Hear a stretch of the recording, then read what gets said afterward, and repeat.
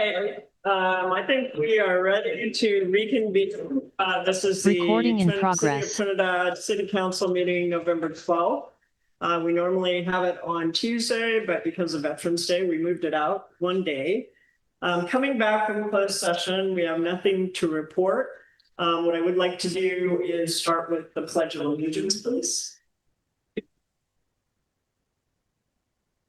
I pledge allegiance to the flag, United States of America, and to the republic for which it stands, one nation, under God, indivisible, with liberty and justice for all. Thank you very much. And then the next item is approval of tonight's agenda. This is approving the regular flow of the agenda and the topics on the main agenda. We're not yet to consent. Any questions from the council? Any questions or comments from members of the public about tonight's agenda? All right, seeing none, I'll bring it back to the council for a motion. That we approve the agenda as set forth. Okay, all the, sorry, is that a second? Katie seconded. All those in favor? Aye. And John is not voting yet, but will be soon, so we'll get back to that. All right, approval of the minutes from October 14th. Any questions or comments from the council? Minutes from the 14th of October. Okay. Any questions or comments from members of the public or any corrections to the October 14th minutes? Great. Okay, back to the council. I'll go ahead and move to approve the October 14th, 2025 minutes. Second. And there's a second from Katie. All those in favor? Aye. Aye. So passes unanimously. So next up is the council reports and committee assignments. To pledge him in, please. We are going to do that as our first agenda item, I think. Is that right, Gabe? What was that? We're going to swear John in as our first agenda item this evening. Is that correct? Yes, under the discussion. So we'll go ahead then. Well, no, but we're going to talk about committees and who's listed on committees. Yeah, we're going to talk about that as our first agenda item. What we're doing right now, guys, is just our normal report out. So any committee meetings that you've attended, do you want to start that? Yeah, I don't have anything to report this time. Yeah. Okay. Bryce, do you have anything to report? Yes, at the October 16th, 2025 HCOG meeting. Took some action to approve amendment to the Blue Lake project that had been approved and allocated previously. There were some change of circumstances that Blue Lake needed to jockey some money around here and there. So HCOG granted permission for them to do that. We also selected a consultant for the executive director to enter into negotiations to provide professional service for a comprehensive transit planning project document that's part of the ordinary planning function of the HCOG group. And we've also discussed the STIP/RTIP process, which is a process that identifies local transportation projects for funding and prioritizes them. Tinkered around with that a little. Nothing particularly germane to the city of Trinidad. So that's what we did in October. Great, thank you. Katie, do you have anything? With great embarrassment, I have to say I left my notes at home. I ran out of the house and I'll be darned if I can remember enough to be cogent. If the council will allow, I'll report next month. Absolutely. Dick. Yeah, no problem. Thank you. No problem at all. And I just have a really short one. We did an October 26th community emergency response team or block party had a really good turnout. I think we had 40 to 50 attendees, and the presentations covered emergency preparedness and also like go bag essentials and things. I would say most people stayed for the full 3 hours, and I wanted to thank Petty's for pizza and Murphy's for cider and cups, and the city of Trinidad for snacks. So we had a good support from the community, so that was great.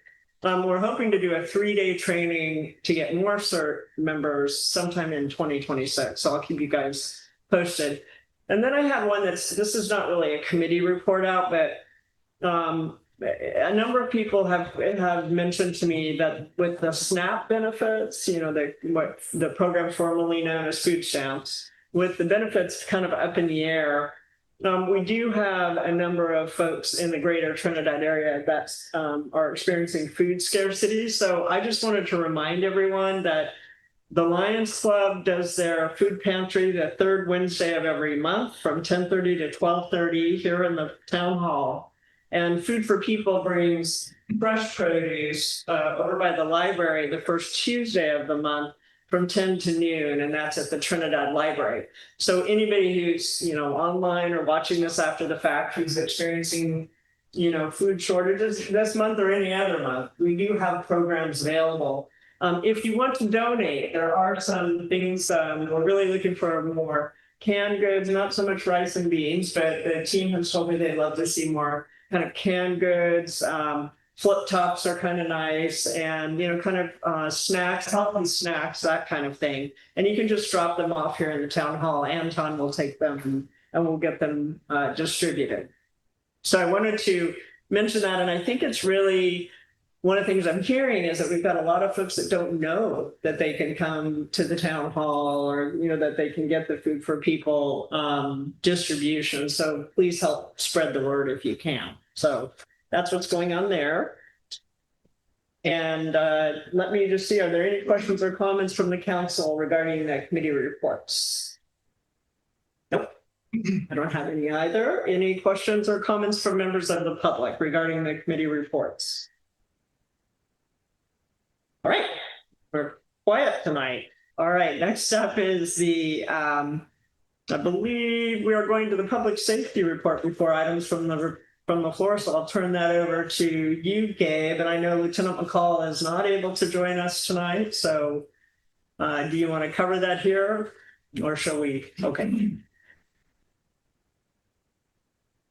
Yeah, I'll provide just a quick summary, and it has to do with it would be the consent agenda item 2. That's kind of what I'm looking at right now. Just a summary of what Lieutenant McCall typically does. He'll go through the stats that are provided, and every month I go through the stats, and if for anyone who looks at the packet, they'll see that I've highlighted the usually highlighted in yellow the stats that are shown on these documents.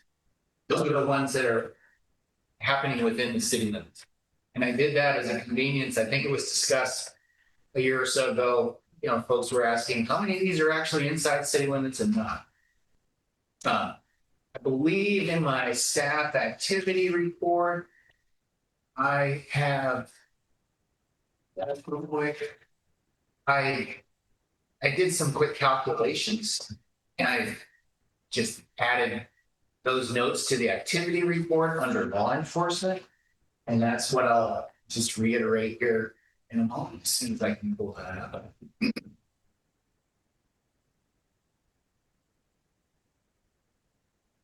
Second last page. So public safety report, the call ratio, just so we're all aware, is approximately 3 to 1. I counted them all up, and it looks like 3 outside the city to 1 inside the city. I think that's good data, good information to have when you're looking at all the calls that are reported from this area that the sheriff's office takes in. It's about 3 to 1. The only other data point that I was able to read when I was looking at the notes was there seemed to be a significant increase in call volume that correlates to the first considerable rainfall events that we had. So if you look back at those dates and you see that, Trinidad shows up several times in a row where a lot of that yellow highlights happen. I look back at some of the timeline for our weather, and I noticed, that's when we had some first couple of storms. So I think what happens is people come and circulate. You know, they come out of those maybe drier campsites and they end up on the freeway interchange, or you know, maybe a little closer to the hub, Yeah, right? And maybe those disturbances are what, and a lot of those disturbances that are showing up in our call stats are for the activity occurring. Just any something any interesting. correlations to the phases of the moon? A really good question. Yeah. But yeah, just looking at some of the, Causation. trying to find some of the rhyme and the reason behind this, I don't know. Seasonally too, things come and go. The density of calls come and go, but that's just what I've noticed in the October.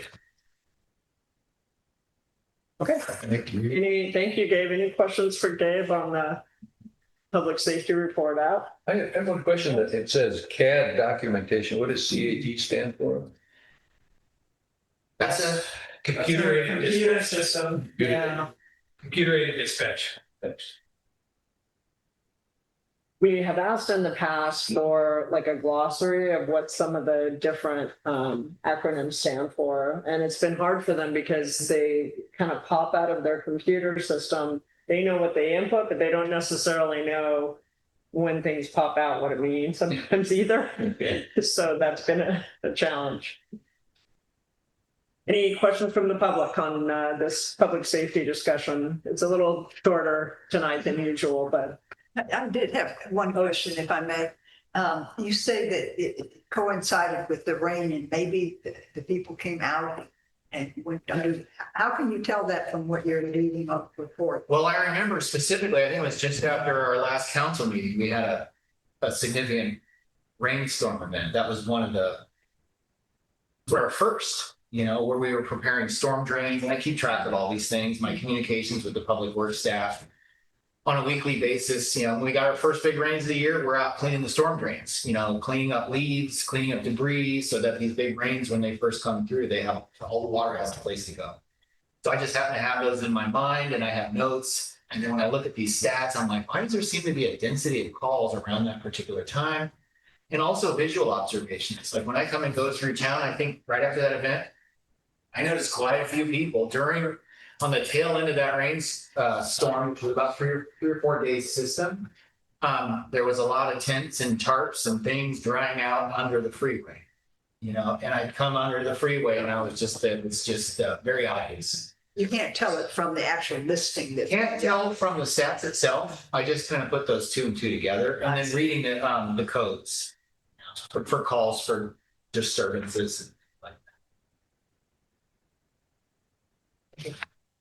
Okay, at this time, it's time for items from the floor. So at this time, members of the public can come forward to discuss things that are not appearing on tonight's agenda.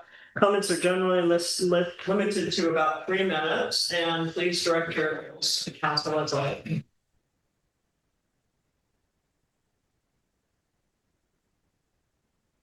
Yeah, hi, I'm Lynn Monmouth, and I've taken it upon myself to stand with women in black which is a vigil, you know, asking for peace on Friday afternoons. And we stand at the crossroads where the freeway entrances come in, and it's like a sixth, you know, you're all totally familiar with them, I have to describe it to you.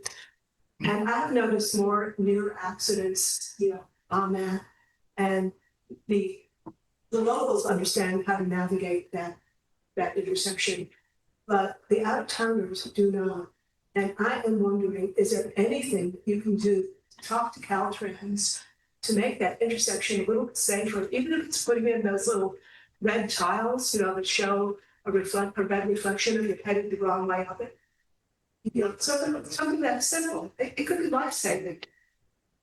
Yeah. Are you talking about the freeway intersections, or the I'm one? talking about where the on-ramp and the off-ramp and Scenic Drive Yeah. and West Haven Drive. And Yeah. it all comes, I think there's 6 different roadways that come together. Yeah. And it's a mess. Yeah. And it's dangerous.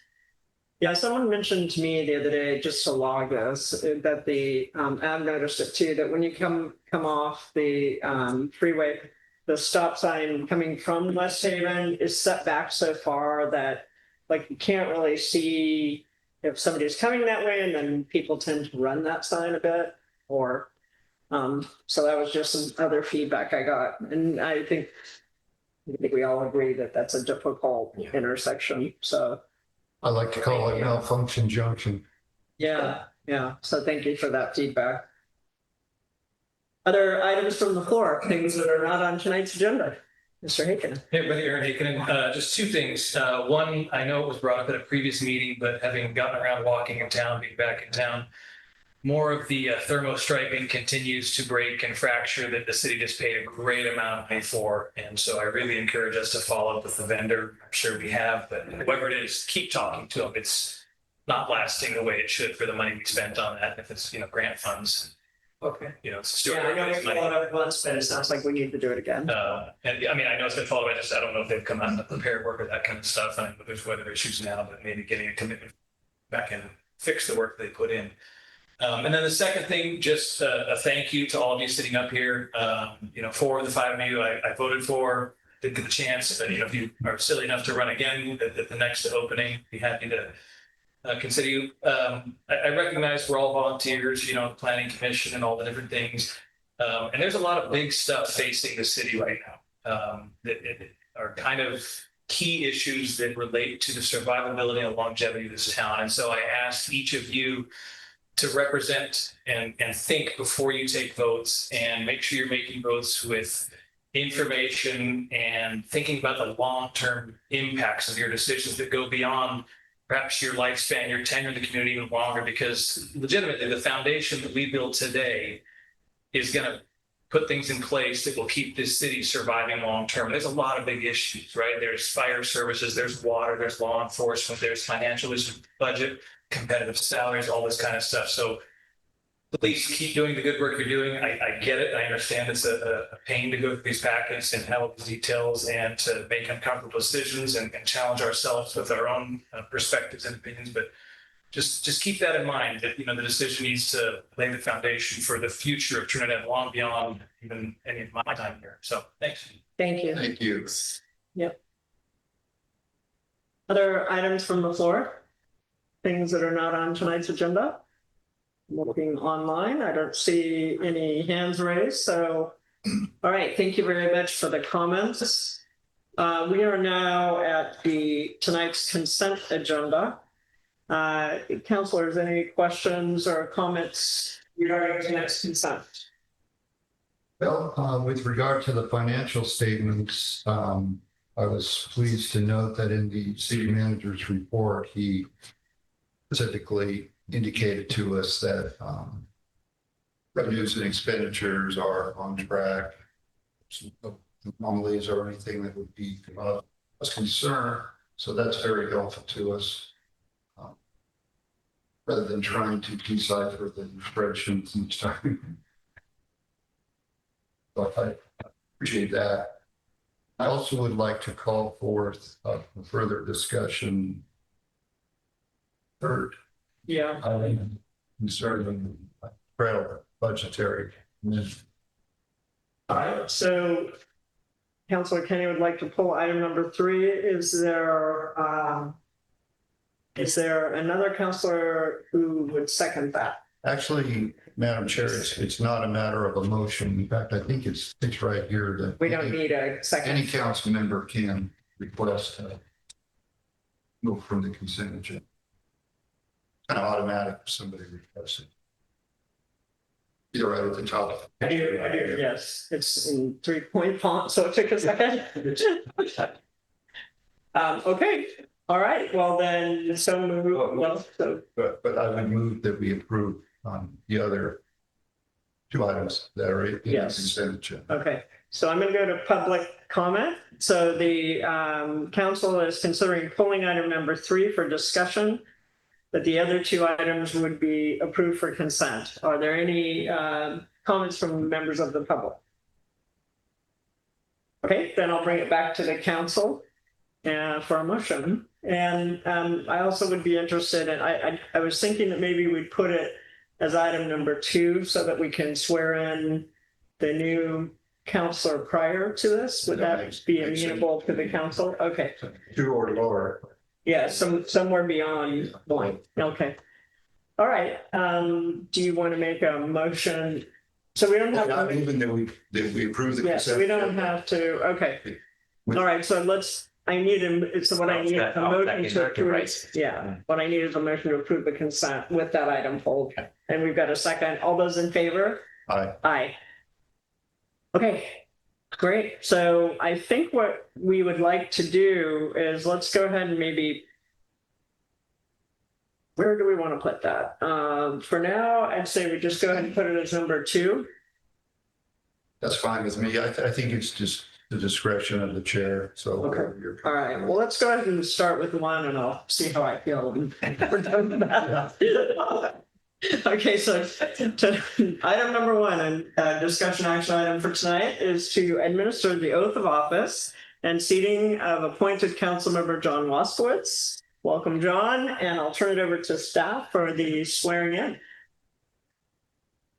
Okay, so thank you, Madam Mayor. I know it's pretty straightforward, and there's nobody here really to share this information. I mean, it's not like we have a big group of people who this information might be of interest to, but it's always good to just be.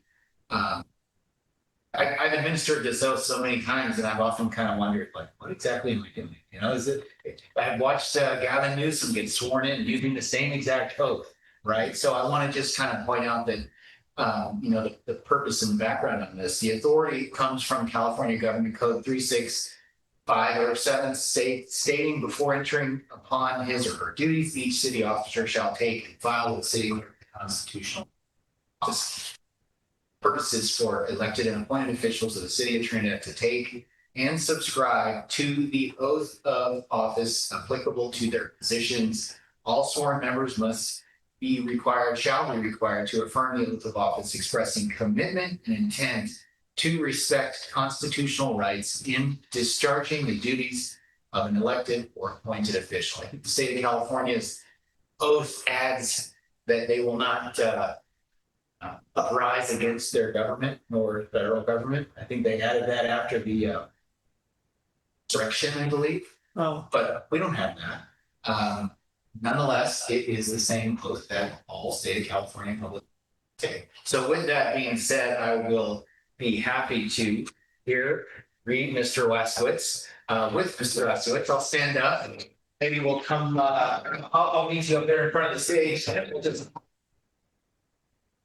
carry this forward.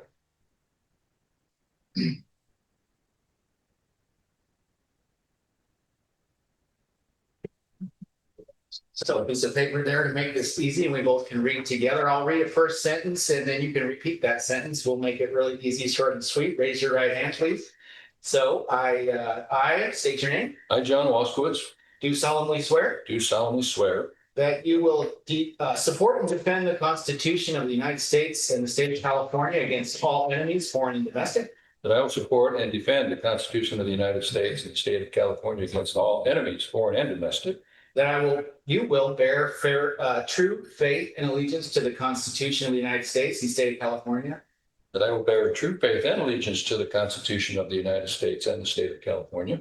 That you take this obligation freely without any mental reservation or purpose of evasion. That I take this obligation freely without any mental reservation or purpose of evasion. And that you will faithfully discharge the duties upon which you are about to enter. And that I will faithfully discharge the duties upon which I'm about to enter. Congratulations. Welcome aboard. Thank you.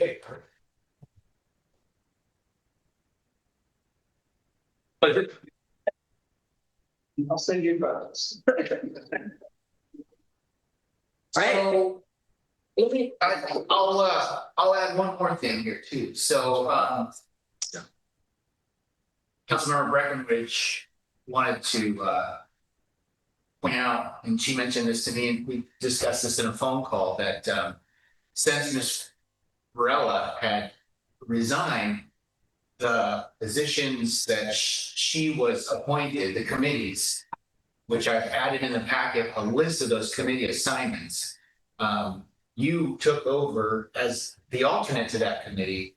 You became primary, and that is to the Redwood Regional Economic Development Corp, REDEC. So with that said, I think if it pleases the council, that we could ask Mr. Waskowitz here, Councilmember Waskowitz, to just assume that position if he's comfortable doing so. I do. And- Okay, good.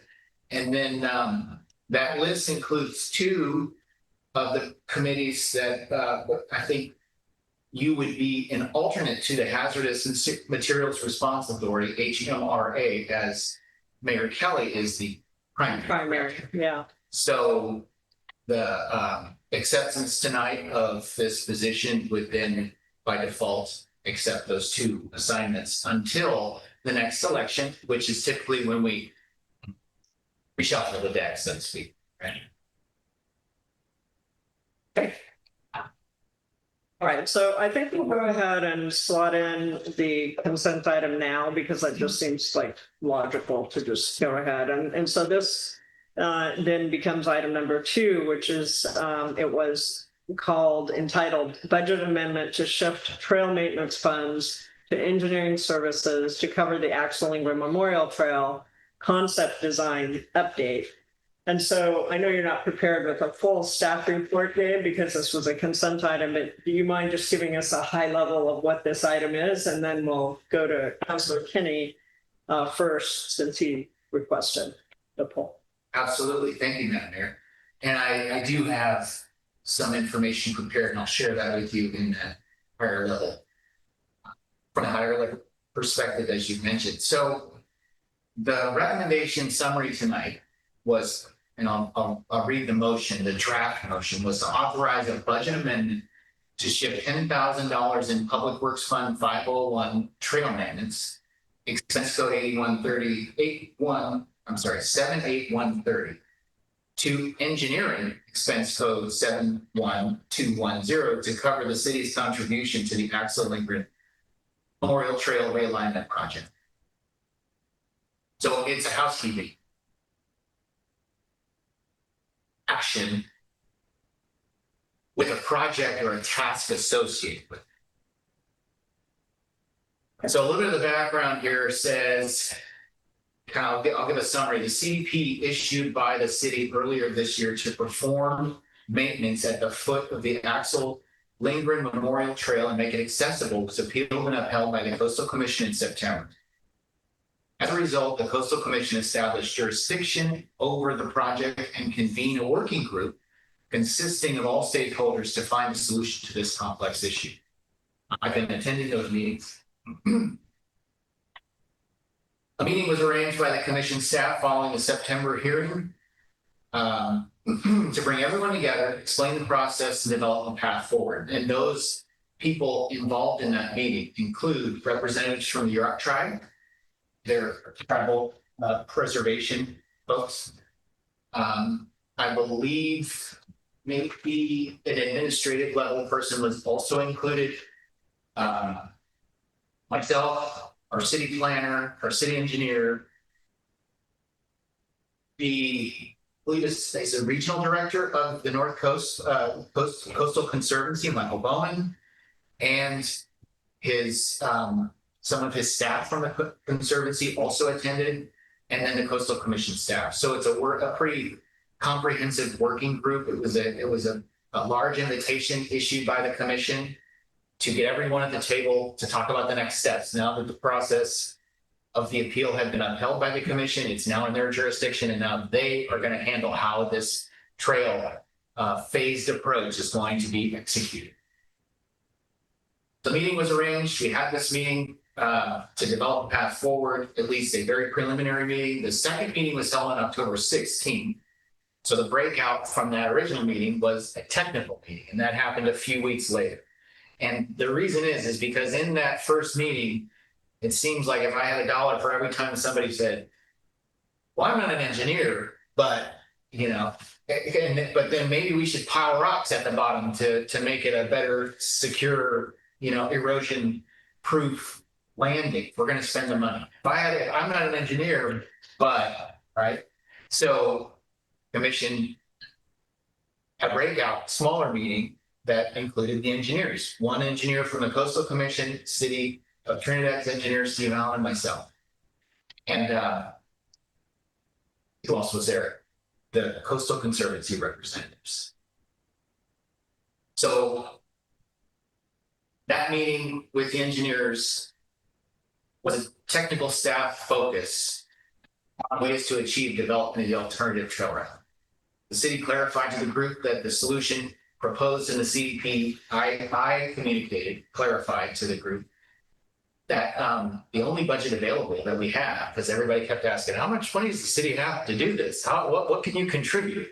And I just said, we have a trail maintenance line item, and that includes $10,000.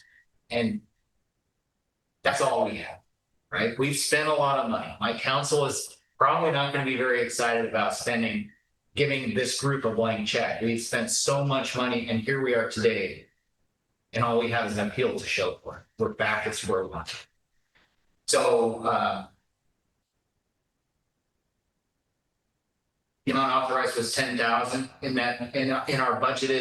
our current budget for trail maintenance that was adopted in implemented July 1st. So with all the stakeholders now at the table, there's a renewed hope that all parties will come together and pool their resources. The Coastal Commission, with their regulatory expertise and preserving public access and cultural resources as their part in this process. The Conservancy with access to funding. So the Conservancy's contribution is, hey, there's Climate Bond Prop 4 funding that the sooner we move something forward, the sooner we can take this to Michael Bowen anyway.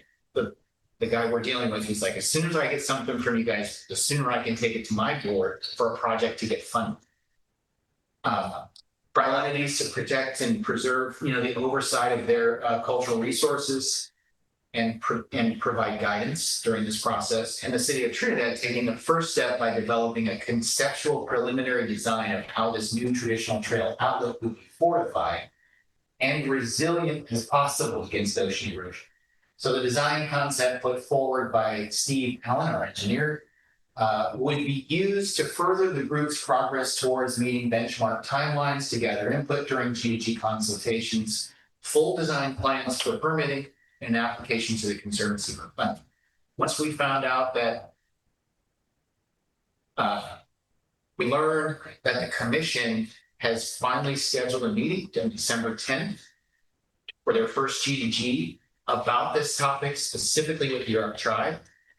That's when we saw the wheels turning. And that's in the meeting they expressed to us as the group. They said if we had something we could see on paper, we could go to these G2G meetings.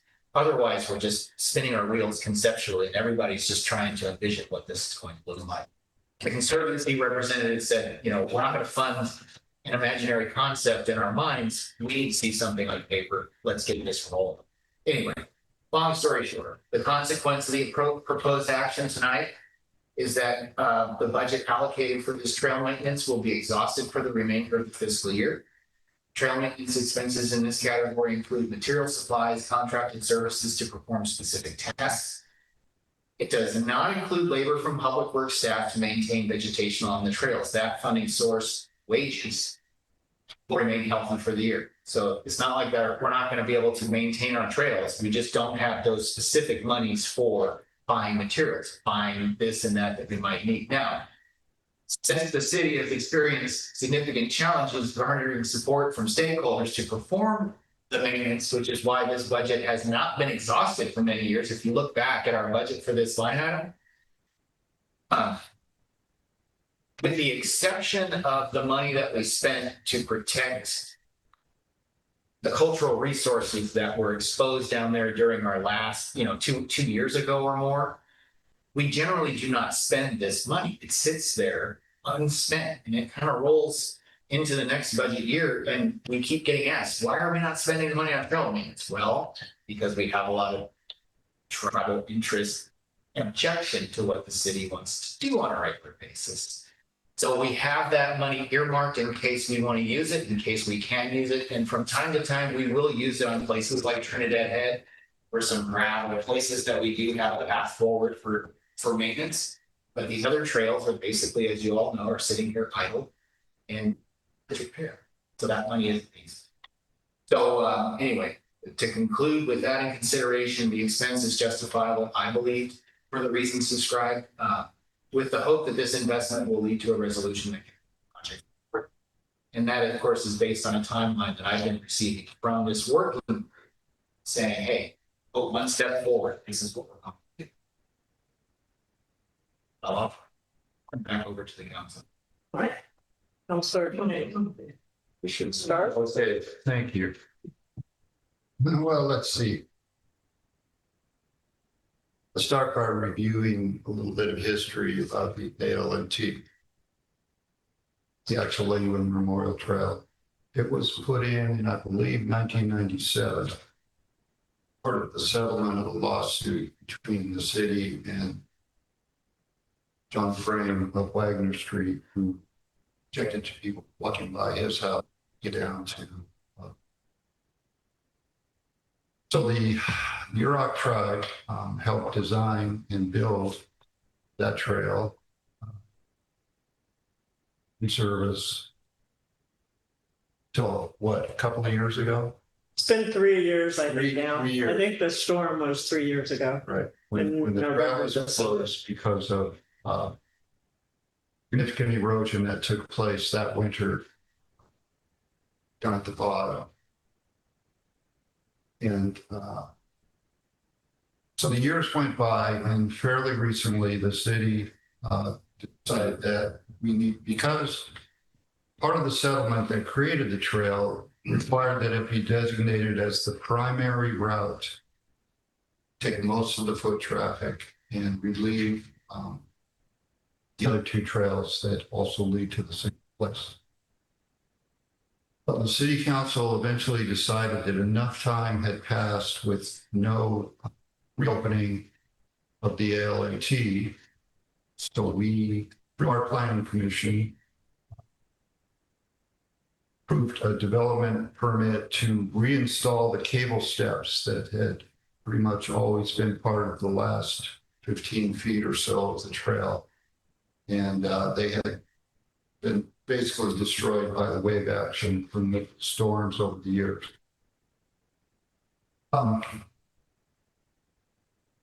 The Tri-Ancestral Society filed an appeal on Commission's action. And the city council rejected that appeal because they had not they had not attended the planning commission meeting, raised that objection at that level, which is something that's always required in administrative processes. The Coastal Commission found that the appeal raised a substantial issue, and so they assumed jurisdiction over the project. And that's essentially where it stands now. And put it as charitably as possible to the commission, I think they did the city a great disservice by finding a substantial issue there when it is so apparent that TAS was in procedural default by not starting at the bottom level like everybody else has to do if they want to challenge anything. And so now we're at a point where the commission will eventually hear that appeal and decide the merits of it. And I guess in an effort to forestall the uncertainty or eliminate the uncertainty that comes with that, and for other reasons, that appeal has now been sort of rolled together into a larger settlement potential that exists for the litigation currently pending that has been pending for over 5 years now, probably 6 at least, between the Trinidad Rancheria, the Tri-Ancestral Society, the city, the Coastal Commission, and the Coastal Conservancy. So people are now talking about a global settlement that could resolve all the issues in all those various things.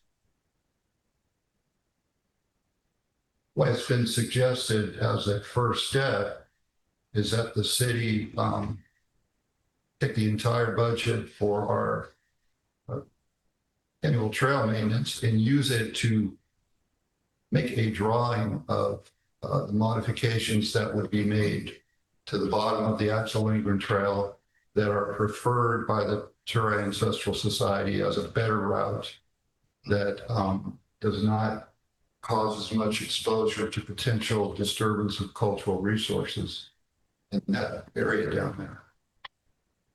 And while everyone is in favor of resolving disputes always, and I think we are not necessarily opposed to contributing that $10,000, I think it would be prudent at this point to test the waters a little more. If the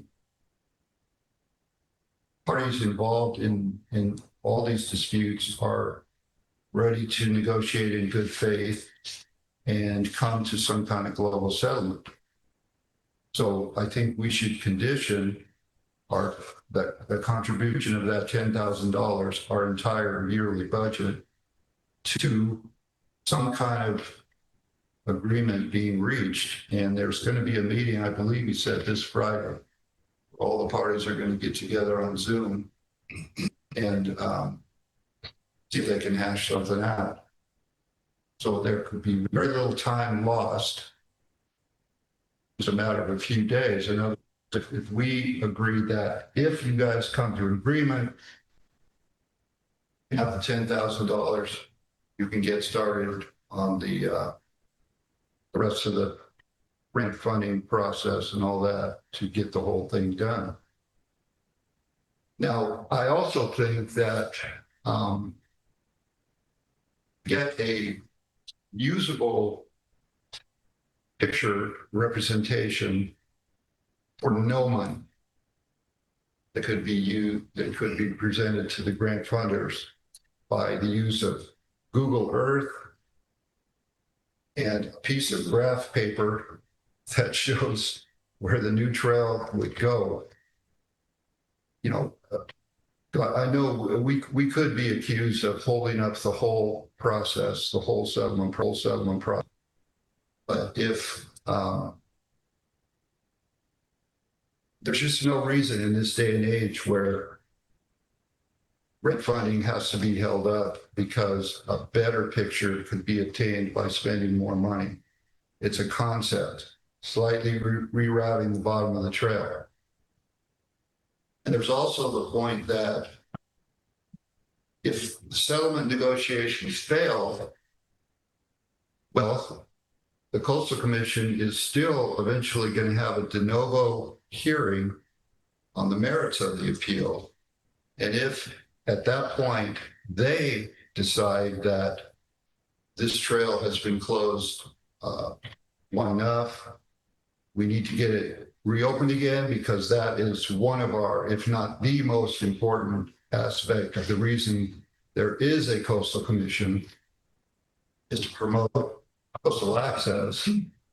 They could simply deny the appeal and say, City of Trinidad, go ahead and put your cable steps in place. And incidentally, our long-term plan, well, I say long-term for at least a couple of years, be to make them last longer by pulling them up when a big storm is coming, so that they'd be safe. And then when the storm passes, they could be redeployed, assuming that there hasn't been such a substantial washout that it's too much of a cliff, as we had a situation like that for a while, but it resolved itself eventually. So there are lots of things that can still happen that could restore coastal access, and the city would not have to spend its entire annual trail budget on one trail. So I think it's completely reasonable for us to approve the expenditure of that money on the condition that a settlement is actually reached, resolving all these other issues that exist right now concerning trails in Trinidad. That's a summary of my thoughts on this at this point, and I'm more than happy to listen to anyone else's or any member of the public that wants to weigh in. Let's stay with the council for now, and then I do want to go to a public comment. Does anybody have anything you want to jump in with? Otherwise, I have a couple of thoughts. Jack, you. If we deny the $10,000 funds, will our engineers not get what they need to meet the deadline? That's a good question, and I think it's a little bit, what's the word? Coincidence that our budget happened to be 10,000, and then their estimate came in for just a little under 9,000, or right around 9,000. A little over 9,000 or something. Almost 10. Almost 10, a little under 10. Like 99.85. Yeah, I found that to be quite interesting. After discussing with Steve Allen and what he was proposing, I understood a little bit better about the kind of time it would take. There's going to be GPS coordinates. There was a little bit of a concern that, to get this data, which is what they're intending to do, take a tablet down there and get GPS points, and then they're going to be able to map that out, come back up on land, and then go to the drawing board to create cross sections of what the materials would look like if they were pushed out. Basically, what's happened is that rock down there, that is the preferred landing pad that the traditional trail route is expected to take. There was some earth at the edge of the bluff that led to that rock landing. And after that area being grown over for so many years, I think it was RCAA who we contracted last year while former city manager Eli was here. We had a contract, we threw a couple $1,000s at the crew to go down there after they had repaired the Trinidad head trail steps. And they brought a crew in there and they weed whacked and really kind of macheted their way in and discovered that the earth that they thought was there is now a little bit more eroded, than they originally had thought. So that's when the discussion popped up about, well, maybe this isn't as clean cut of an issue as we thought it was. Now we have to make sure that the earth, if we open up some kind of a trail, they were looking at bridges and they were looking at all kinds of different ways to connect to that rock. And this was the result. So back to your question about, will it stall the process? I kind of like what Bryce is saying, like, hey, maybe we can do something a little simpler. First of all, that's a really good question. And I would like to explore that one, if that's what the council is, if that's what we choose. And then the other thing I'd like to say to that is, I think there is more movement now and more unity between the Coastal Commission and the Conservancy and the city than I've ever experienced. And, we were surprised at the appeal hearing. I think we had our feelings hurt, a little bit that thing went the direction it did. I think a lot of us here were a little disappointed, but at the same time, the one thing I'll add to this now is that there's a new player, and that new player is representative from the Coastal Conservancy. The prior representative from the Coastal Conservancy had been around for like 20 years. I've known her since she's been doing that role since I started. There's been a major shift in that program. I'm not going to say that there's full kumbaya moment we're all experiencing here, but with the G2G meetings that the Coastal Commission has scheduled finally, which took a while for them to do, they would like to bring forth something to that meeting that they can share with York Tribe. So there might be a hiccup, but again, they're looking at the phased approach too in this de novo hearing. They're not looking at we're going to go straight for the opening. They're saying we're going to propose a modified phased approach that offers the traditional route, which is, if we remember, the Planning Commission, their approach was the CDP for a phased approach, but using cable steps. So the difference being the traditional route here. So it's not going to happen overnight, but it will delay some of this inertia, I guess you would say, a momentum that is starting to build. So. Well, I think the more accurate answer is it might delay it. And that's really up to the funders, the people that would be with the purse strings for the bigger ticket part of the secondary part of it. If they insist on the best drawing money can buy, that's on them. If they really want this thing to happen, they can accept, you know, a lower tier visual representation, but certainly with a cell phone, pictures of the alternate route, the rock. Like I said, Google Earth. I mean, there's so many tools out there.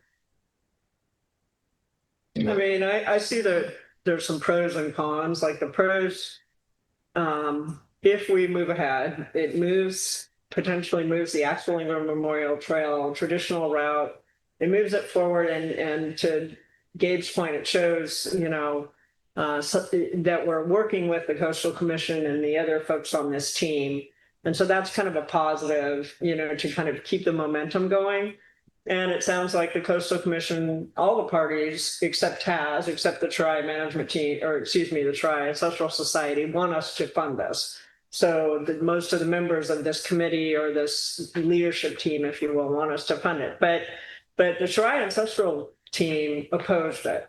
And so they're the folks that appealed the decision to the California Coastal Commission, and they're opposing the city paying for this work. So I find myself kind of coming to a similar position that you have, Bryce, but also for the reasons you mentioned, plus for those reasons, because I think we could use the money elsewhere. And I think this, while I really want to see the Axel Ingram Memorial Trail open, I didn't see any other parties coming to the table willing to fund.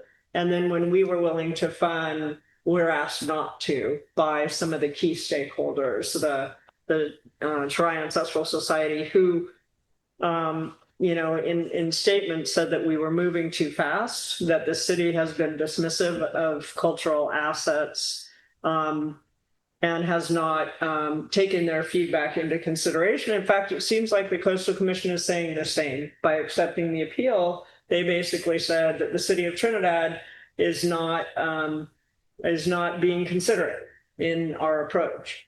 So to that end, I come to the conclusion that perhaps this is an example where we don't need to be the first ones to the table to fund an initiative. Just for the record, I do want to say that when the city was approached, because there were issues with the trails, we closed both the Parker Creek and the Axel Ingram Memorial Trail out of sensitivity to potential cultural asset exposure, and that measures were put in place to protect with things like the fabric and so forth, to protect from erosion, the erosion fabric, but also to protect the environment down there from both environmental and cultural sensitivity, with that in mind. So I do, I will push back a bit on whether or not we've been sensitive to cultural assets, but my feeling at this point is I'm not sure I'm comfortable with signing up to fund this, given the kind of the current, the level of feedback that we're getting from the different members of this committee and the amount that they're willing to kind of put forward to fund this work. If we can find a simpler way, great. But anyway, so I find myself in agreement with Councillor Kinney on this issue.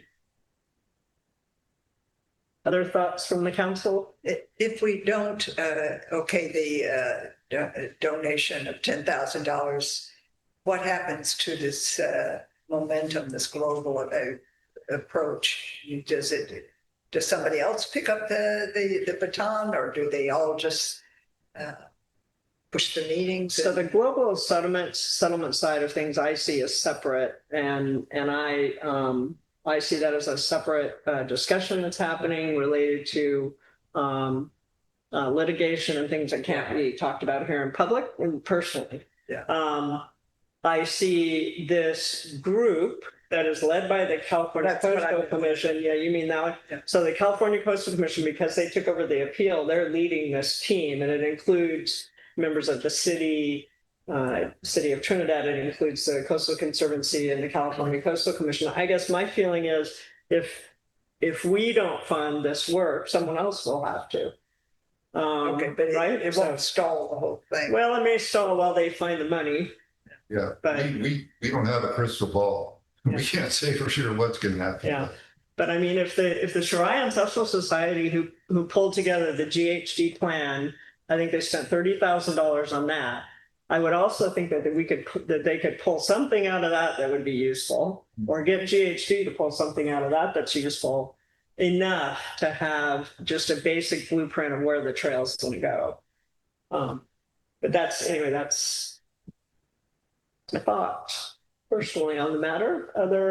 Well, my only thoughts are, I was kind of disturbed by the $10,000 bill myself too. I was wondering, can we negotiate that and a goodwill attempt to say, hey, we're interested in this and we'll throw in $2,000. You guys supply the rest of the money, and as a good faith effort to try and show that we're interested in this.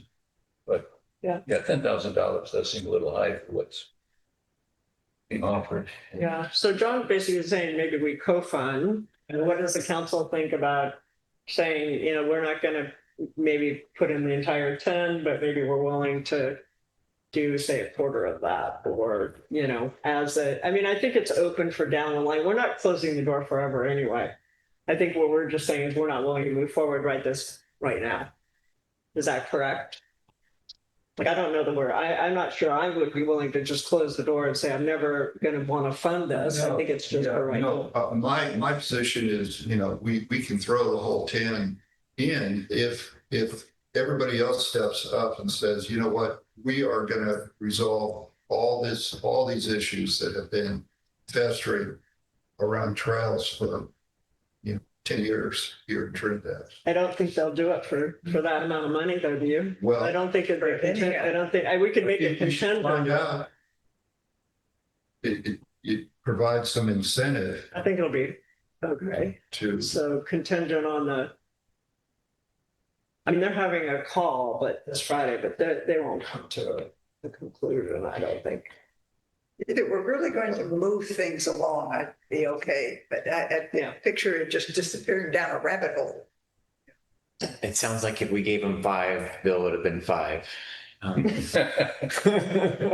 So we say we'll give the 2, and hopefully we'll get a $2,000 survey, and use the other 8 for maybe the Van Wyck Trail Give me maintenance. 2, I'll go sketch it. Okay, so let me let's pause with council. You guys can let's mull this over. This is a good time to go to public comment. If there's any public comment, anybody who has some strong feelings about the city funding preliminary plans for ALMT.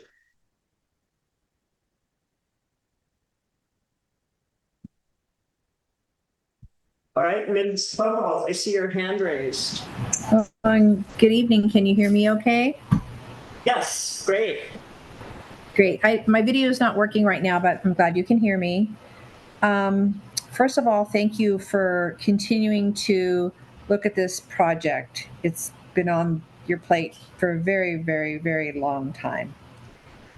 And it seems like it's always circling back. It just keeps going around and around and around. My question is, you had said that the Shariah Ancestral Society does not want the city to contribute money toward the trail, that $10,000. Is that true? Well, they don't want us to, I guess maybe a good way to put it is they don't want us to approve this expense tonight. I think they would like the city to help with funding, but they feel that this is moving too fast, and that even though they've been in the Coastal Commission meetings, that they don't feel like they've been consulted enough. Does that make sense? So they don't want us to approve it now, but I'm not saying that they wouldn't ever want us to fund. They would want us to help, I think. Okay. I hear what you're saying, and it's been many years and many meetings that they've been involved in. And so I'm struggling with what parts have they not been involved in to be able to move forward. But thank you for that explanation. I just wanted to know what their thoughts were about that. So I appreciate your time on this project. I think everybody wants to see it happen. It's just that we can't get started on step one and move forward to step two. So thank you. Yeah, fair point. Thank you. Other comments? Mr. Hagan, and then I'll watch for. Yeah, so just thank you. This has been a long-standing challenge for the city, and I became far intimately involved in during my time on the planning commission, as it was before us repeatedly until we put back before you guys, where I'm happy to say I still believe it's the right place for this to be handled. Just a couple thoughts, just kind of global. The city, we decide, you guys decide how we spend our money, right? That's the decision of the city council with input from other people, stakeholders, and that kind of stuff. But ultimately, the decision of where we spend money, the rest of the council. It might be possible to do a drawing for less money. I'm not sure it's going to provide the data that everyone will have comfortable, the same comfort level going forward. I don't know exactly what GHD's GPS data will provide, but it sounds like, firsthand, when Gabe was sharing, we went out there and we cut vegetation, determined that the conditions underneath the vegetation were not as we anticipated, and therefore it was like, ooh, what we thought we could do, we couldn't do. So, as I've said before, others, is without good, solid data, right? We can't make informed decisions, right? We're making them in a vacuum. I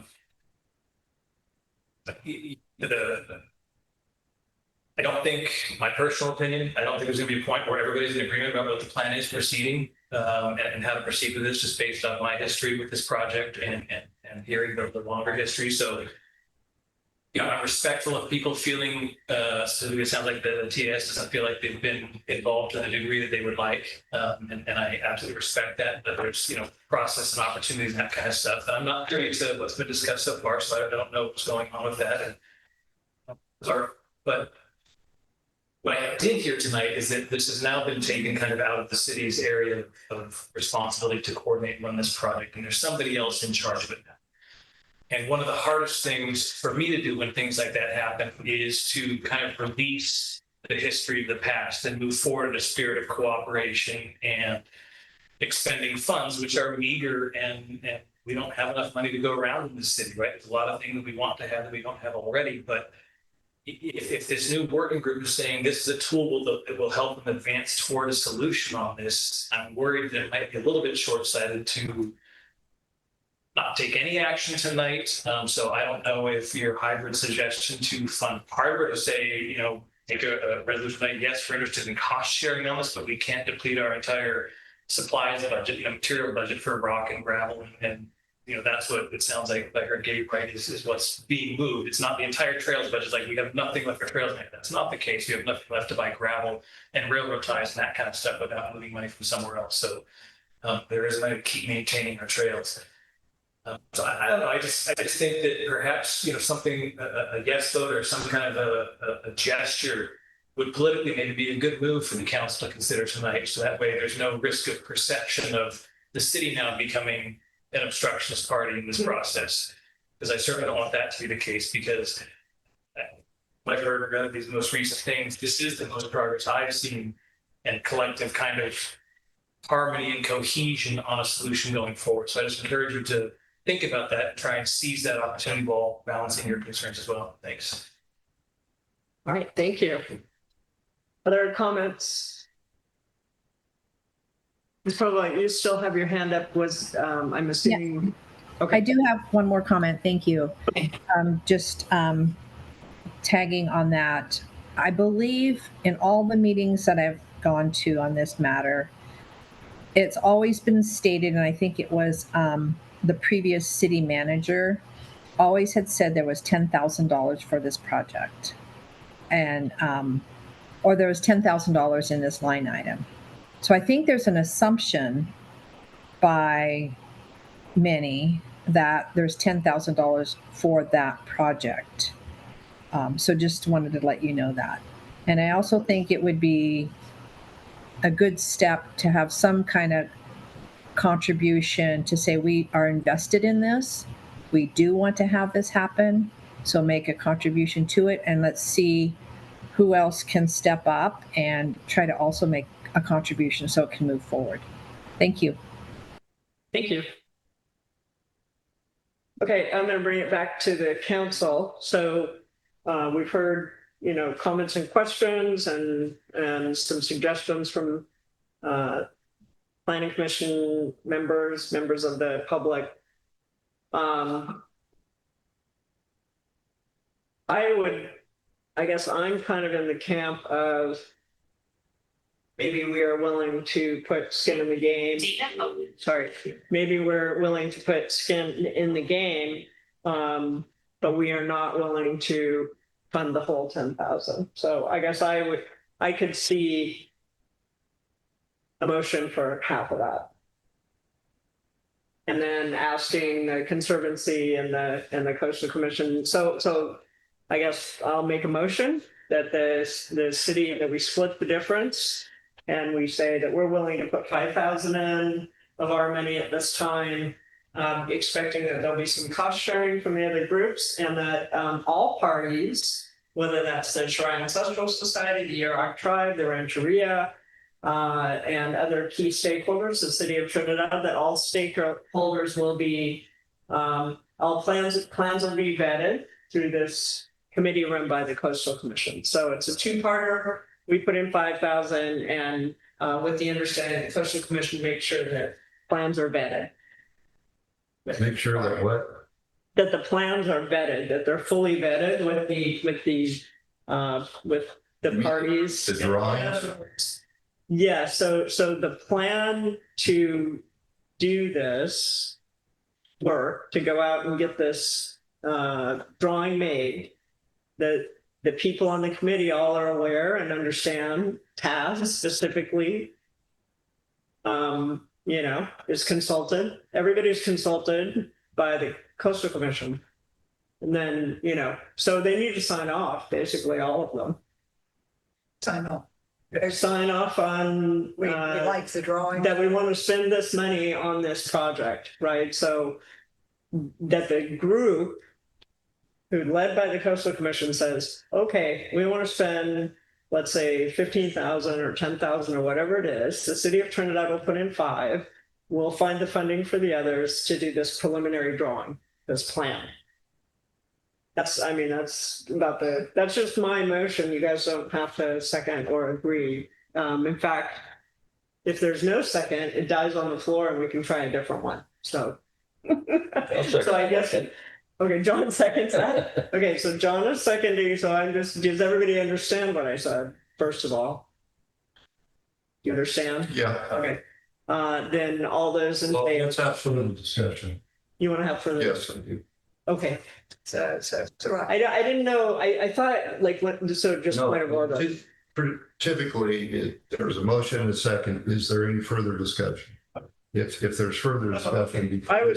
Somebody told me that we're supposed to take a vote, so. Well, yeah, eventually you have, somebody Yeah. can call for the question. Yeah, Anybody who's tired of this. I am always happy to have discussion, so please. Yeah, Councilor Kenny, then Councilor Burke. I think half is a little too generous. Okay, If we're gonna get down to, maybe 2,500 or something? I like John's, 1,000, but 2,500, I guess I could support. But let's think this through. So if that's not enough, if that becomes a deal breaker, the Coastal Commission still has to decide the appeal. Yeah. They could still find that interest of the quickest restoration of public access, that they could deny the appeal and allow us to put the table steps there in the interim until this bigger picture of the funding and all that gets worked out. Because that's my concern, is that if it gets rejected, then it's kind of like we're dead in the water. Whereas with my approach, the parties have an incentive to negotiate until they come to a conclusion, and then they get the whole 10,000. So I'm a little reluctant. Different proposal. Yeah, that's the approach I think is best. So I'm But a so- little reluctant to let go of that Yeah, okay. approach. So, for that explain to me just mechanically how that works. So you would say the city of Trinidad agrees to fund the 10,000, but you have to come to an agreement on the global settlement. Yes, What you get the money. yes. They'll, I mean, it's been years, it's been decades that's been on the table. I don't think $10,000. Now the state is pushing it. It was their idea. They wrote the letter. They Yeah. said, these are the terms. Yeah. And we're getting dangerously. You know, and they- Things we're not supposed to, so. They can use their good offices to persuade people who may be dragging their feet and reluctant come to agreement. Okay, so we have, yeah, please, and then I want to move us on because it's been about an hour on this, so. Yeah. You guys will appreciate that. Well, initially I felt, no, I don't want to give them $10,000 because it's just going to evaporate into the arguments and nothing will happen. But hearing that we're in a different position with the Coastal Commission, is it? And then hearing Aaron talking about, being supportive of the movement, $10,000 is not a lot of money. And and then hearing Sherry talk about that it's been bandied about, it's become something of an accepted truth that this money is earmarked for that, for the trail, then I would be more in favor of taking the risk and maybe tying it to something like what I'm suggesting, some kind of agreement has to be reached or agreement has to be made or something so that it doesn't just go down a rabbit. We just write the check and then they continue arguing. Well, yeah, this check is just for the actual Ingram Memorial Trail. No, I know, I'm not confusing it with anything else, just. Okay.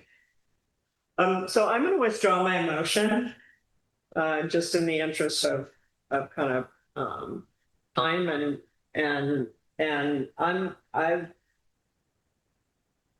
Councilor Kenny, maybe you try for your motion. It sounds like we have some agreement with that, and then we will just opt in or opt out as. Well, then I will move that we approve the full 10,000 that's being requested on the condition that the parties first settle the issues involved in both the appeal and the ongoing litigation. Okay, is there a second to Bryce's motion? Okay, I don't see a second, so I believe that will die on the floor, as they say. And maybe somebody has a suggestion for Other questions? amendment. I don't think the ongoing, Okay, the global agreement's gonna get moved forward. I think we just gotta keep it simpler. Yeah. What if about that tying it to, that will give you the 10,000 if all of the parties on this committee, the Coastal Commission, the working group? their working group, thank Yeah. you. If they all agree that we are going to draw this and this will be a first step and there's actual commitment to that. but they are agreeing. I would that. like that one because we have to get Taz up. Yeah. Yeah, But if they can't agree that, yes, we will accept the drawing, oh, I see, so you're saying get Taz, if Taz agrees, so you would fund it. They're the- way up there. I mean, they want to be recognized that they want to have a voice at the table. I think when we go around them, that's when they get upset. So if we include them and say, we want your feedback, they'll be more so. wanting to say yes. So it's sort of an amendment to. Not tied. Okay, I'll will amend the motion to say it's tied to condition that the appeal issues get resolved. That would not include the Rancheria for the Yurok tribe as active parties, be the state, city, and the TAS. When's the de novo hearing scheduled for? Do we know? It's not Next 2026, right? Or, so we would be, sometime. so we'd be holding for that. And I just want to make sure I just add, if I just add, I think that,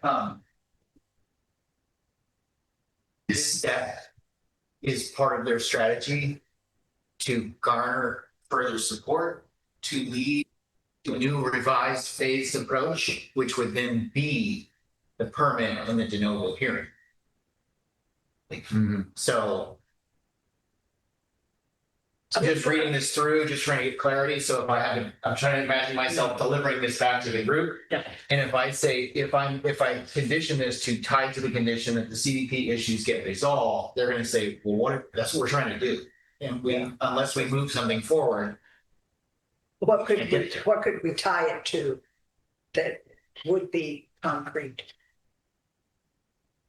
I keep saying path forward. I keep reminding them that our council is not going to support spending another dime unless they have some evidence that this is going to lead to something, which is our desire to open that trail, to get it opened. And I feel like I've made myself pretty clear on it. So as far as the leverage of the settlement and all that side, I want to leave that to this council to determine in Bryce's motion.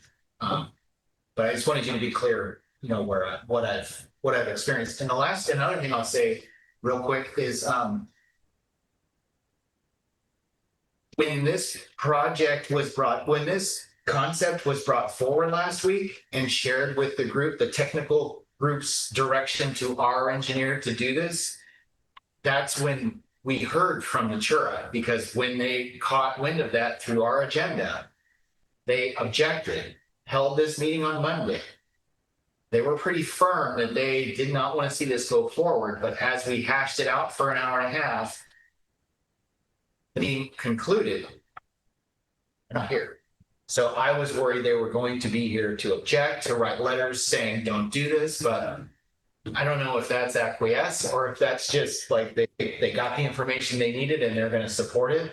But without them here, I think it speaks pretty loudly to that aspect of this discussion of their support, of their vetting, of their part of Cheryl's motion. Yeah.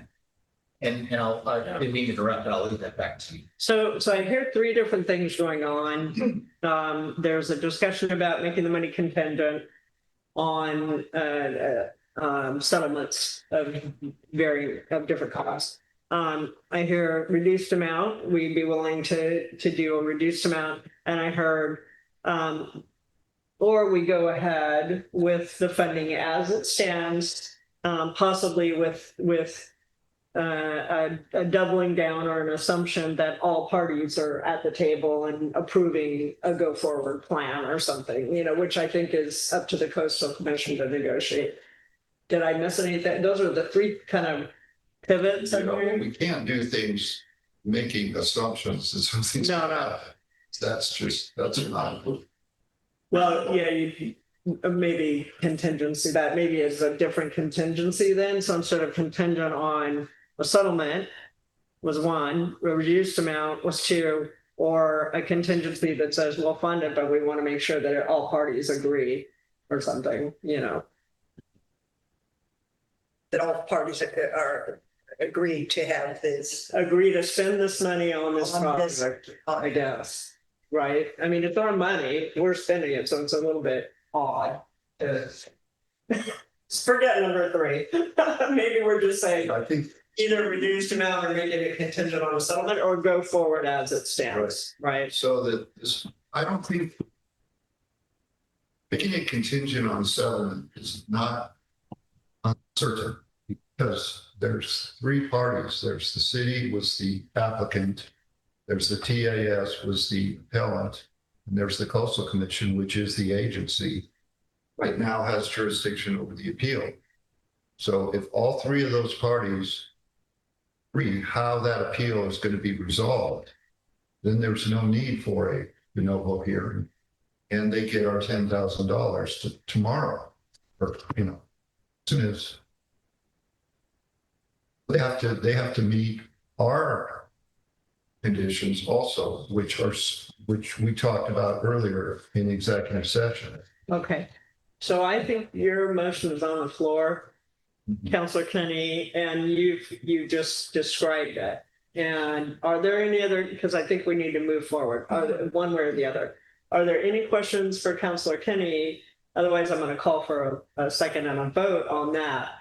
So he's saying make it contingent on the settlement of the CDP appeal that went to the California Coastal Commission. And that would mean basically they'd have the de novo, either they wouldn't go to the de novo hearing, they would just, it'd be like settling out. Yeah. Okay, and you have to think about, whether if that's gonna work and how that's gonna work, so. Okay, so that is the motion, is there a second? One second, that one. Okay, Jack will second, all those in favor? I Think. All those opposed? No, Okay, so Joe and I oppose, and we have 3, so we have a majority passing. So, Okay. okay, thanks, everybody, that Next was, time. that was, on to the next item. Do you mind if I just clarify that real quick? So is that the motion to, Question? approve 10,000 on the condition that the parties settle the CDP appeal issues, they get resolved, and the ongoing litigation? No, just the CDP. Just the CDP litigation. Yeah, the latter wasn't gonna be. Thank you.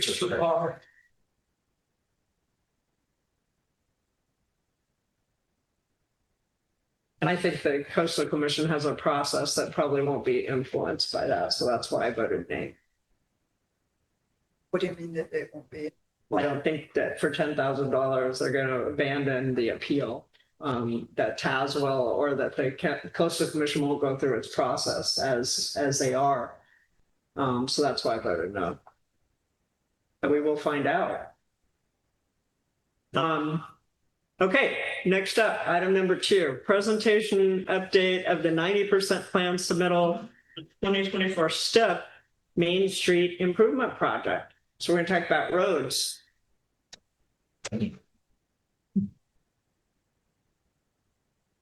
Yeah. Exciting stuff. Yeah. Sidewalks. I'll try to move us along, you guys. Trails are always a complex topic. Thank you, Madam Mayor.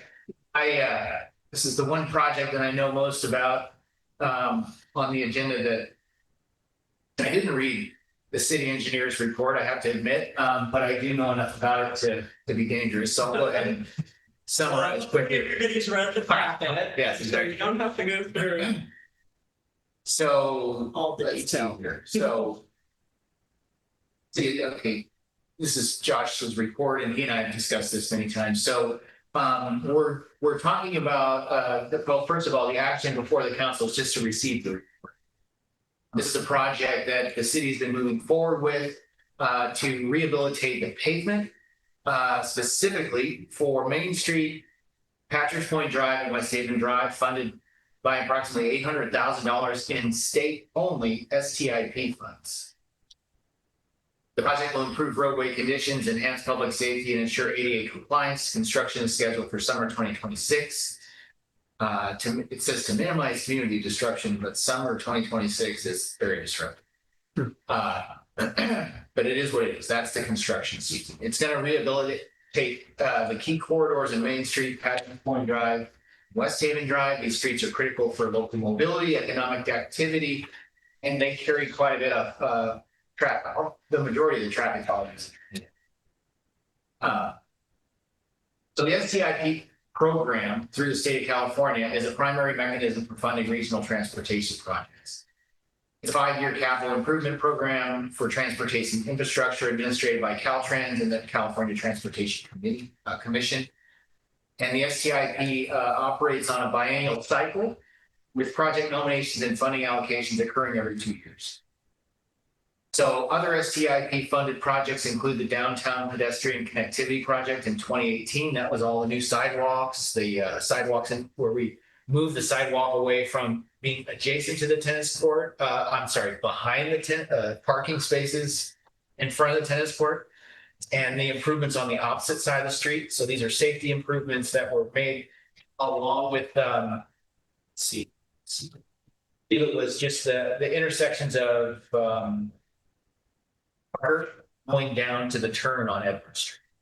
So that was one funding cycle that the city was recipient of funds for in 2018. And then the Trinity Street Rehabilitation Project, which was 2022, we got new pavement on Trinity Street.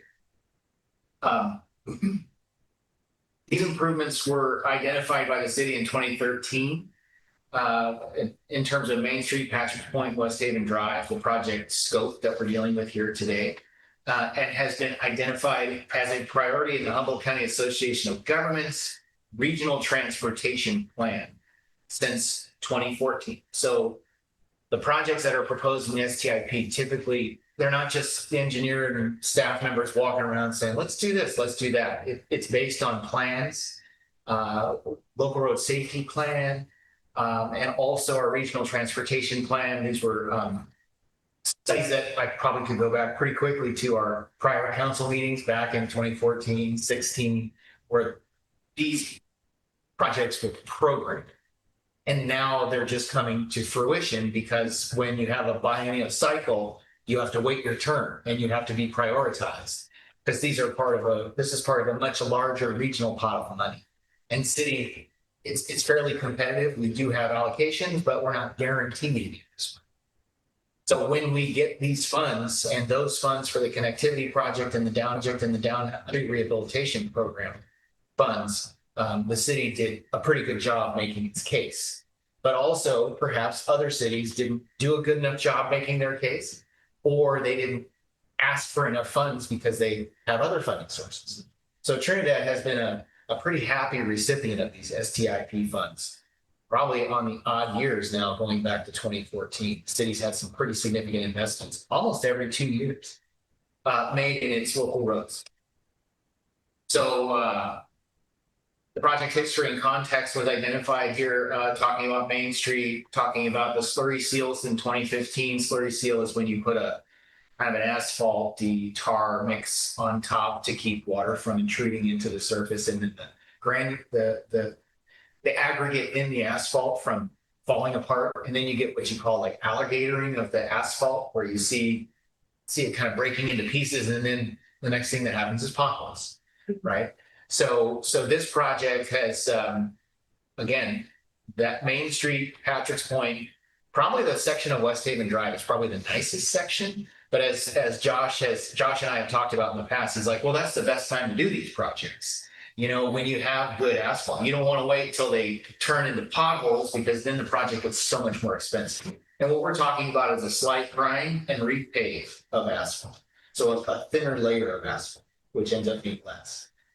So the other element of this project is the safety enhancements and the sidewalk improvements on the south side of Main Street. If anyone's walked along the south side of Main as you leave the town hall here, you'll notice that sidewalk kind of gets kind of narrow.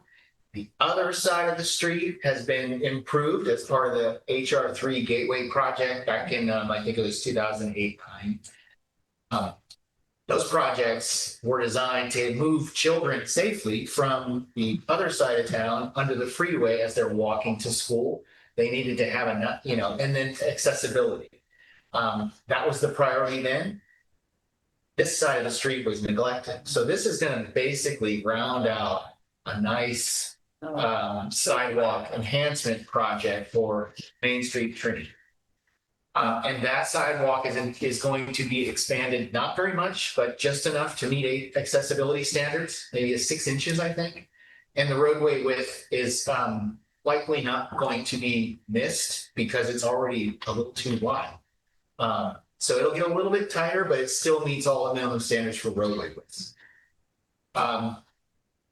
It looks like the schedule of this project is, let's see, construction allocation in January, advertisements to the newspapers in February, projects advertised in February, the bid opening in March. Notice to proceed in July of next year, and then we'll begin construction in June, complete construction in July. It's going to be a very fast project. It's not going to be something we're going to be dealing with all summer long. And it's our job as staff to notify, once we've brought this to your attention, to notify all the residents that are going to be affected by this, businesses included, because they're the ones that seem to, have the biggest grief when construction occurs. How you're blocking my business, you're blocking my access, people can't come spend money. And the see, it says complete construction by the end of July. This, because we did not receive I believe it's the 2026 allocation, that money was just kind of discussed and negotiated. We're not going to be receiving any of the next round of funding. So what I wanted also to identify in this project scope preliminary discussion with our city council here is that we got a considerable amount of money invested in the city's streets and roadways over the last 6 to 8 years. Yeah. But we will not have this pot of money accessible to us probably for the next 5 to 7 years, right? So what we're dealing with now is, let's use the money, let's spend it wisely, because we're going to have to be looking for other much smaller sources of funding to do roadway improvements, grind outs of poor sections, repaves. And I don't know if Josh and I talked about it. We don't see another $800,000 funding source coming our way anytime too soon. Perhaps with the 2028 STIP funds, but we won't be talking about that for 2 years. And then those funds will be programmed to be spent in 2028, 2020. But yeah, this is kind of a last hurrah for us and we got to make our dollars really go far after this if we do have significant issues. Like, Aaron was mentioning tonight about thermoplastic. Those comes from our street funds, right? So if we've got thermoplastic that's breaking down all over town, unless there's a different source of money that we can harvest from, this particular surface transportation improvement program is it for us. And I have the plans included in this in the packet. If you wanted to look at them on that level, we can. But I just wanted to use this opportunity tonight with kind of a lighter agenda to just share this with the city, share this with the public, share it with you, just to make sure you understood what was coming down the pipeline. There will be an additional discussion with the council for bids and proposals in February, March. You'll be seeing it again. But right now it's sort of a kickoff. And it's our job as staff to notify the residents that are going to get affected, especially. So right now, we're just looking for questions and comments and receiving the report tonight. Is that correct? Exactly. All right, council, any questions, comments for again? Yeah, I was kind of hoping the engineer would be here. Not because it's kind of a technical question on page 49 of the packet. It's like sometimes the travel lane is 12 feet. Sometimes it's 11 feet. Or should it? To page 49 of the packet. Yeah, 49. Schematic. I was going to ask him, what's the standard lane width? Yeah, so it's 11 on West Haven, right? And then 12 on Main. We think the 11 is up on West Haven Drive. Yeah, it's both. No, you're right. So it shows, it shows Main Street with a 12 and Main Street with an 11. Right. Yeah. Just kind of curious about that. Mhm. But in any event, I'm highly supportive of the projects, and I'll just have to find the answers to that question. I'll live. Also, so. Other questions on this? Comments? I just, let's see, I had a quick one. I was wondering how many parcels will require permission for the driveway tie-ins, if you know offhand? Yeah, they call those permission to enter into construct. So there's going to be, if you're familiar with down Trinity here, there's two driveways. I think it was the kind of the back exit for the Trinidad bed and breakfast, maybe a side entrance there, maybe. And then one property this way, I believe it's a vacation rental. They have a driveway with, it's almost like a culvert and a drain, and it's over here in front of the coffee shop too. And in front of the, well, it's not in front of our alley here, but it's in front of, anyway. Those designs are going to require us to enter onto those driveways to do some demo, so the water has a path to go under. We're not just going to be staying limited to the city's right of way in those cases. And I have to deliver that's part of my role, is to deliver the permission to enter into construct and get the signature. And I believe it's 3 on the side of Main. It's So it's kind of a construction easement or something that we get, or? yes, because we're gonna have to access their just slightly outside the city's right of way to jackhammer, to add new asphalt to what they do is they call them, I think, driveway conforms. They have to, smooth that transition because now there's going to be a new, instead of just a flat surface and up the sidewalk in the driveway, there's going to be some infrastructure there. So in order to do that, we have to obtain permission to access their private property side beyond the public right of way so we can complete the construction. We're not necessarily going to impact we're not going to really kind of disturb their property, but it will take people and equipment to enter onto their private property. Okay, thank you. I thought another one is, are we gonna lose any parking on the south side of Main? No. Okay, good. In fact, I think, well, it kind of depends, but the hedge on this side of Main, the large hedge that's there, that when cars are parked up against it and then the school kids are walking past, it's very tight, right? And where Ocean Avenue dumps out onto Main, where that hedge it pretty much goes right up to the edge. We're going to be asking as part of this discussion for that hedge to be trimmed back quite a ways so that the line of sight for people coming and going from Ocean. Because it does like this now. Exactly. Good. So no loss in parking. Lucy's going to be very happy for this improvement. Yeah. Well, as we get closer, it's happening in June and July, and that's high tourist season. And so, as we get closer, I know there'll be a plan for notifying the community, notifying the public. Yes. How businesses will be accessed while the construction's going on, all that kind of stuff. Because the more we communicate, the better. And then if there's any staging of equipment and all that, keeping that under control is always good and appreciated by members of the community. Ready for public comment on this? I am. So we're going to public comment. Ms. Provo, I see your hand raised, and then Mr. Heikkinen in the room. All right, thank you. My question is about West Haven Drive. And I'm going to try to, I have one computer here. I'm going to try to figure out how to, anyway, tell me about West Haven Drive. Is the overlay of pavement, is that true from? Yes, please. Yes, it's going to be an overlay pavement, and it's the section of the city's West Haven Drive responsibilities that begin near the stop sign.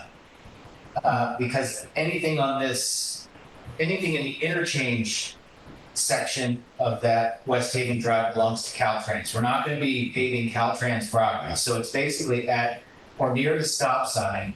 And then it doesn't go very far. It only goes, I believe, to the junction of Quarry Road. So just that small segment. Okay, well, just. It's going to be a pavement overlay. Yes. Okay, just for council's thoughts in the future, the Yurok tribe did buy 3 acres within the city of Trinidad limits. Thank you for that support. One of the things I think that the Yurok tribe was hoping to do is to work with the city to do a sidewalk on down to the town of Trinidad there to get to the post office and to the store, etc. So I didn't know if this overpavement would go that far, and just to consider that in the future. Thank you. Thank you. That's, Yeah, that's a great idea. I saw a young father and young kid getting pushed off by the cars at that intersection today, and like, I wish there was a sidewalk there. Yeah. I agree. Okay, Mr. Hakeman? First one I'll do just as a citizen, and Mayor, you alluded to it. Any staging that's going to happen, I know where it's going to happen. It's going to happen across the street from where I live. I'm imploring you, if you don't want me to be present at every meeting and sending multiple emails, require screening, visual screening, and require them to maintain it. Put some kind of penalties in, that kind of stuff, because this last construction project, it is high tourist season. It is an eyesore. And it was not, I know city staff did their best, but there were no teeth. There was no penalty. There was no ability for the city to enforce that. So please write that in this time.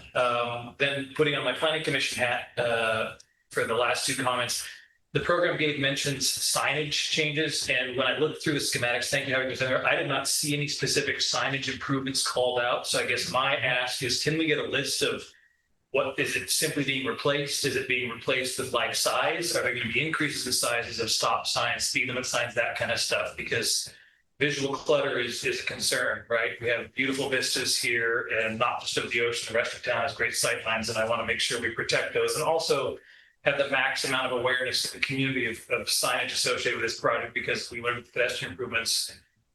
I had a big misperch as a planning commissioner for the blinking signs down at the base of Hector. I wish I had voted no, or it requires something different on that, but that's happening. I know it's being worked on.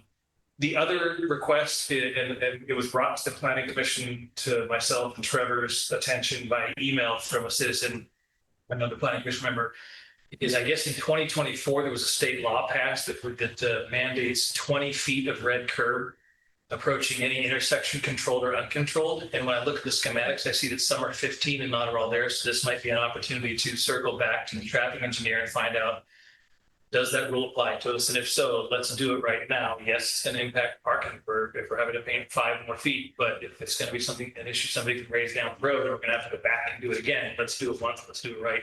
So if I can get that question in there, because I see these drawings are dated October, so this is still obviously a draft. So I think there's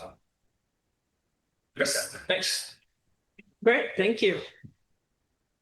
All right, other public comments? Right, seeing none, I'll bring it back to the council. Is there a motion to accept the report or further discussion? I so move. Okay, so there's a motion to accept, a second by Jack. All those in favor? Aye. Aye. Okay, next item is a discussion decision regarding an FY26 budget amendment for North County Fire Working Group. And this is a cost sharing agreement to conduct the CSA4 fire service planning study. And back to our city manager for a staff report on that. Thank you, Madam Mayor. Quick and brief as possible, but I also want to be thorough, because I think this program is going to be new to some of the council members on this. The council, and it dates back, I don't know, 3 or 4 years now. So the motion on the table is to authorize a 2026 fire budget amendment not to exceed $20,000 to cover the city of Trinidad's share of the North County Fire Working Group's cost sharing agreement to conduct the CSA4 fire service planning study. So a little bit of background here, concerns regarding the certainty of a long-standing and formal mutual aid agreement between jurisdictions within CSA4 district. have increased due to wildfire and budget pressures on the state's ability to guarantee 24/7, 365 days of coverage from the Trinidad Cal Fire Station. Increasing fire insurance costs and sustainable staffing, and increase in regulatory pressures on the Trinidad and West Haven volunteer fire. First staff report that was submitted by the County Administrative Office to the Board of Supervisors on July 23rd, 2024. The County of Humboldt contracts with CAL FIRE to provide fire protection services in the county service area number 4, CSA 4, during the non-fire season. This gets interesting. CSA 4 includes the community of West Haven, the unincorporated area surrounding Trinidad, and the unincorporated area adjacent to Highway 101, stretching approximately 10 miles north of Trinidad. The unincorporated residents from CSA 4 formed an assessment district to pay for fire services provided by CAL FIRE on a year-round basis. So anybody who lives outside the city limits who know this, I would. I have on my tax bill a CSA 4 assessment, right? Every county property in the surrounding Trinidad area pays an assessment, and it's a $29 benefit, $29 per benefit unit, which calculation, right? A formula calculation. It's basically to balance, like, let's just say if you have one parcel, but that parcel is 20 acres, and you have one parcel and it's like 8,000 square feet, it's a benefit unit that says if you have a larger parcel, then you're going to pay more. We're not going to just say one price per, because if you have like 20-acre forest and wildland, you're not going to pay the same as somebody who's got an eighth of an acre, somewhere in West Haven, right? So, and I put under this formula an average rural half-acre land and may see an annual property tax assessment in the CSA 4 of approximately $200. CAL FIRE has offered to continue providing mutual advantageous fire and emergency services through cooperative fire programs. Fire Protection Reimbursement Agreement number 1CA06883. That's a number I keep seeing around. I've been seeing it for years. I never knew what it was all about until recently. I really dove deep into this. Between CAL FIRE and the County of Humboldt funds the employment of 3 firefighters, including operating expenses at the CAL FIRE Trinidad station. Board of Supervisors authorized approval of this cooperative fire program agreement by resolution for the period of July 1, 2024 to 2027. The annual cost projected for the current fiscal year is $331,000 roughly, with $223,000 being covered by the assessment. So the residents, the county taxpayers, are paying with their assessment roughly 2/3 of the full contract price that they have with CAL FIRE to maintain their CAL FIRE station, only in the non-fire season months, which is about 7-8 months on fire, and then the remainders are off. So, so the county's coming up out of the general fund, $107,993, what the residents are paying to with their assessment. So I'm setting this stage because we've been talking about this agreement for a while and setting up this new agreement. And over the years, we've been talking about how would Trinidad fund this if now we get out of this arrangement where we're kind of benefiting mutually from CAL FIRE and the good graces of CAL FIRE, who, as we know, shows up here no matter what. It seems 24/7. They're always here. Well, under the agreement, technically with the county, they don't have to be here all year. They're doing it out of their good graces mutually. And they don't have to be here during the fire season. And with fire seasons now getting bigger and worse, there has been a fear that, well, maybe they won't be here those months. And then what happens if all their resources are taken? If the governor says we need every CAL FIRE resource out of here, what's going to happen? Well, we have Trinidad Volunteer Fire and we have West Haven Volunteer Fire. West Haven Volunteer Fire is a 501c3. They're not even a public entity. Trinidad Volunteer Fire, as we all know, I think Aaron can attest to that our volunteers are older. Our station is still volunteer. The apparatus and all the equipment is still older, and it certainly wouldn't meet all the new current standards if we had to go buy a station here and fund the staff to house it or beyond it, right? So the residents in the CSA4 have continued to experience dramatic increases in home and fire insurance rates. While the current cooperative provides a dedicated service for 7 months of the year, mutual aid is the remainder of the year, which I was just describing. The North County Fire Working Group was organized in 2022 to develop strategies to address this dynamic and for the benefits to residents. The group consists of the County of Humboldt, City of Trinidad, Trinidad Volunteer Fire Department, the Rancheria is now involved, and West Haven Volunteer Fire. And they've identified these issues that I pointed out in bullets that are impacting the ability to provide effective fire service to this area. One is the service provider response is out of alignment with jurisdictional boundaries, more expected than this mutual aid agreement provides. They're seeing CAL FIRE is always here. Trinidad may or may not show up. West Haven has been pretty good lately, but Trinidad's showing up a little bit more now because we share a chief with West Haven. Trinidad Rancheria has no fire service, and they get calls, emergency calls up there quite a bit. So West Haven's responding to calls up at the Rancheria. So there's like a little bit of an out of proportion of how these services are being distributed within our community, within our district. West Haven doesn't receive any funding from CSA4. They're a BlackBerry Pi agency. That's how they make their money, on the good graces of the community being in profit, right? Trinidad Volunteer gets its money from our general fund. We budget what our fire department needs are for. Let's see. So there's also a reliance within the study area on mutual aid from Arcata Fire, or in some cases they'll come down if there's like an accident on the freeway or whatever. Summertime, you don't want accidents on the freeway because it can cause fires. So, and CAL FIRE. And in the final bullet here is the City of Trinidad and Rancheria are non-paying beneficiaries of these services provided through the Amador agreement with CAL FIRE during the non-fire season and goodwill services during fire season. So again, Trinidad's gaining from this service, but not really paying much into it.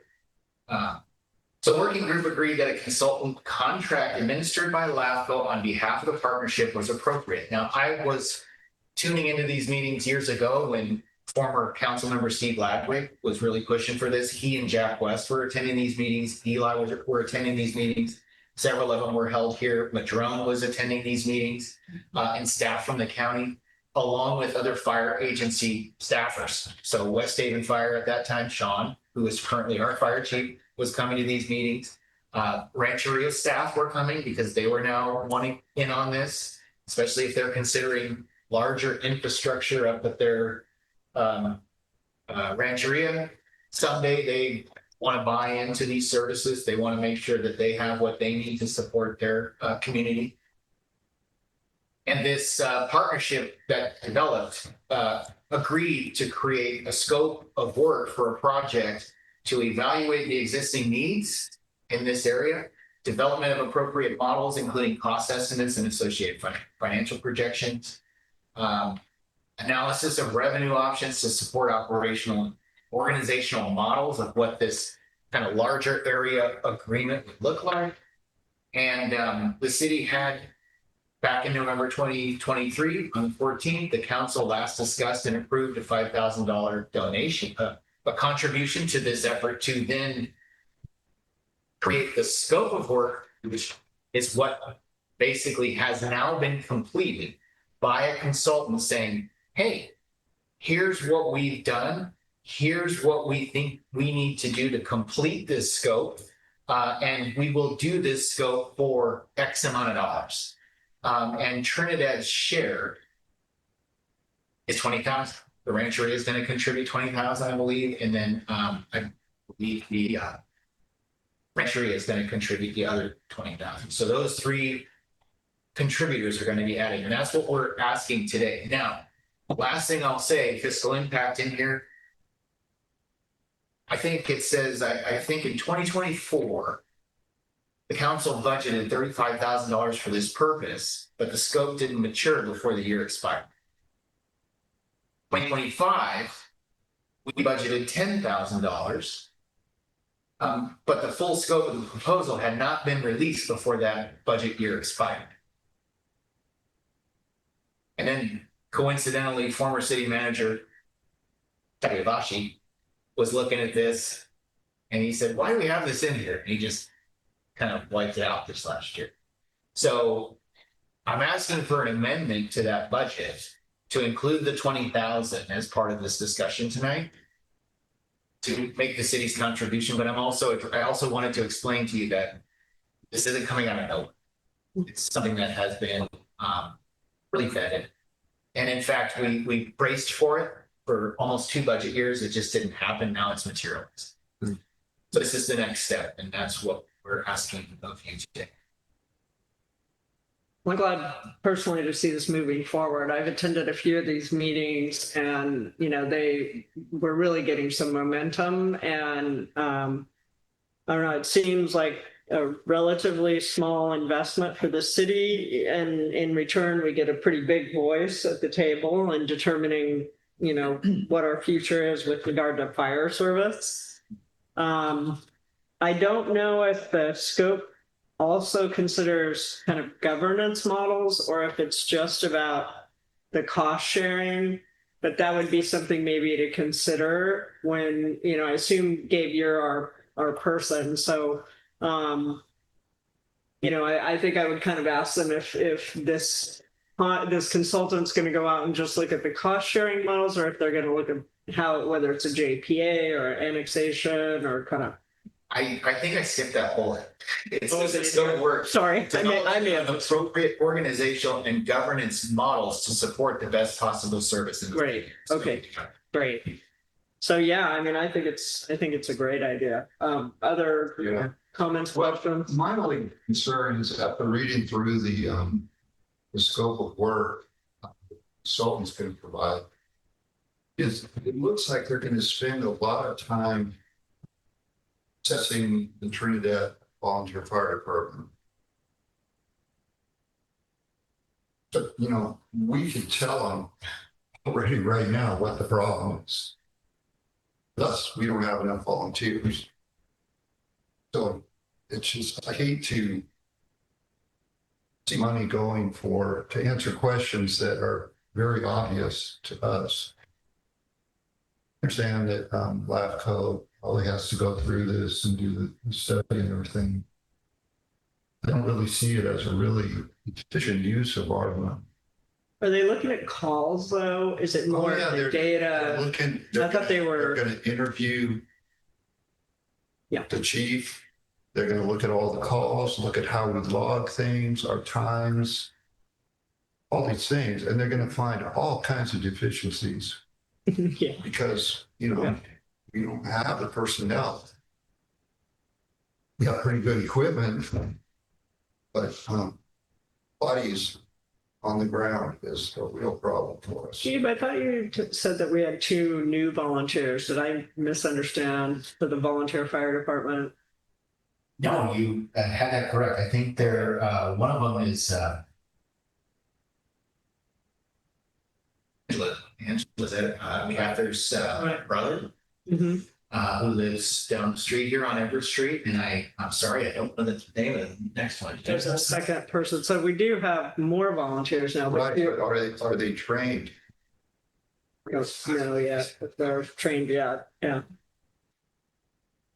First aid CPR. I think that's. That's a start. Yeah, so they have. I'm for this. I know we have to do this. It's a huge problem that we have to resolve in the bigger picture. But I just kind of hate to see our money going going to be billed for assessing what the problems with our department are when we already know, essentially. Okay, but it's So a maybe larger report though. Yeah, hopefully it'll get us to a place where a larger district is formed and we're going to be part of it, and it won't rely maybe at all on volunteers anymore. So Yeah, that's a good those are my point. comments on it. I think it's a statewide problem, finding young men to fulfill this volunteer role. It's just, young women, Young people, yeah, more of a nationwide problem, I would say. yeah. Just So, yeah, I'm not sure how that, how you solve that problem. I think preventive measures are a step in the right direction. I'm sure they're probably looking at some of those in the study, making sure there's plenty of setback from wildland fire, brush and trees and stuff of that nature. That goes a long way for insurance purposes, especially. So that's really what this is all about, is trying to maintain the insurance. Cool. Well, that's part of it. The bigger question is, can we actually suppress a fire? There's one in the city. Anyway, and now as a side observation, because I live real close, right across the alley, it seems like the siren goes off about every other day, like a lot more than I've ever heard of. What is the reason for the siren? I've wondered that myself. Yeah, it's more like tradition. Our volunteers don't run out and do something when I hear that siren. They do. They might, if they're around. They do. I know Aaron's just trained firefighter, but he's professional, works down south. Yeah, yeah. A lot of I mean, I think they take the calls and the siren goes off. So if they're in earshot, they would probably just run inside and No, they all have answer it. they have cell phones now. and this, yeah, They get notified. not just. I'm not kidding. Yeah, no, I know. The siren is just No, I know. a matter of tradition. It feels like an anachronism. Yeah, I think I hear a lot of disgruntled citizens about siren going off in the middle of the night. What's going on? If it's a tsunami alert, I'm all for that. If it's somebody fell off the bar stool, I am. Maybe as part of this, we also, side note, reevaluate if the siren is truly just tradition and not used for any practical reason, then maybe that's something we need to look at. That might get phased out. Yeah, might need to be phased out. Anyway, you ready for public comment? We are. I was just going to ask if the council is done. Okay, did have any questions? Okay. Public comments, please.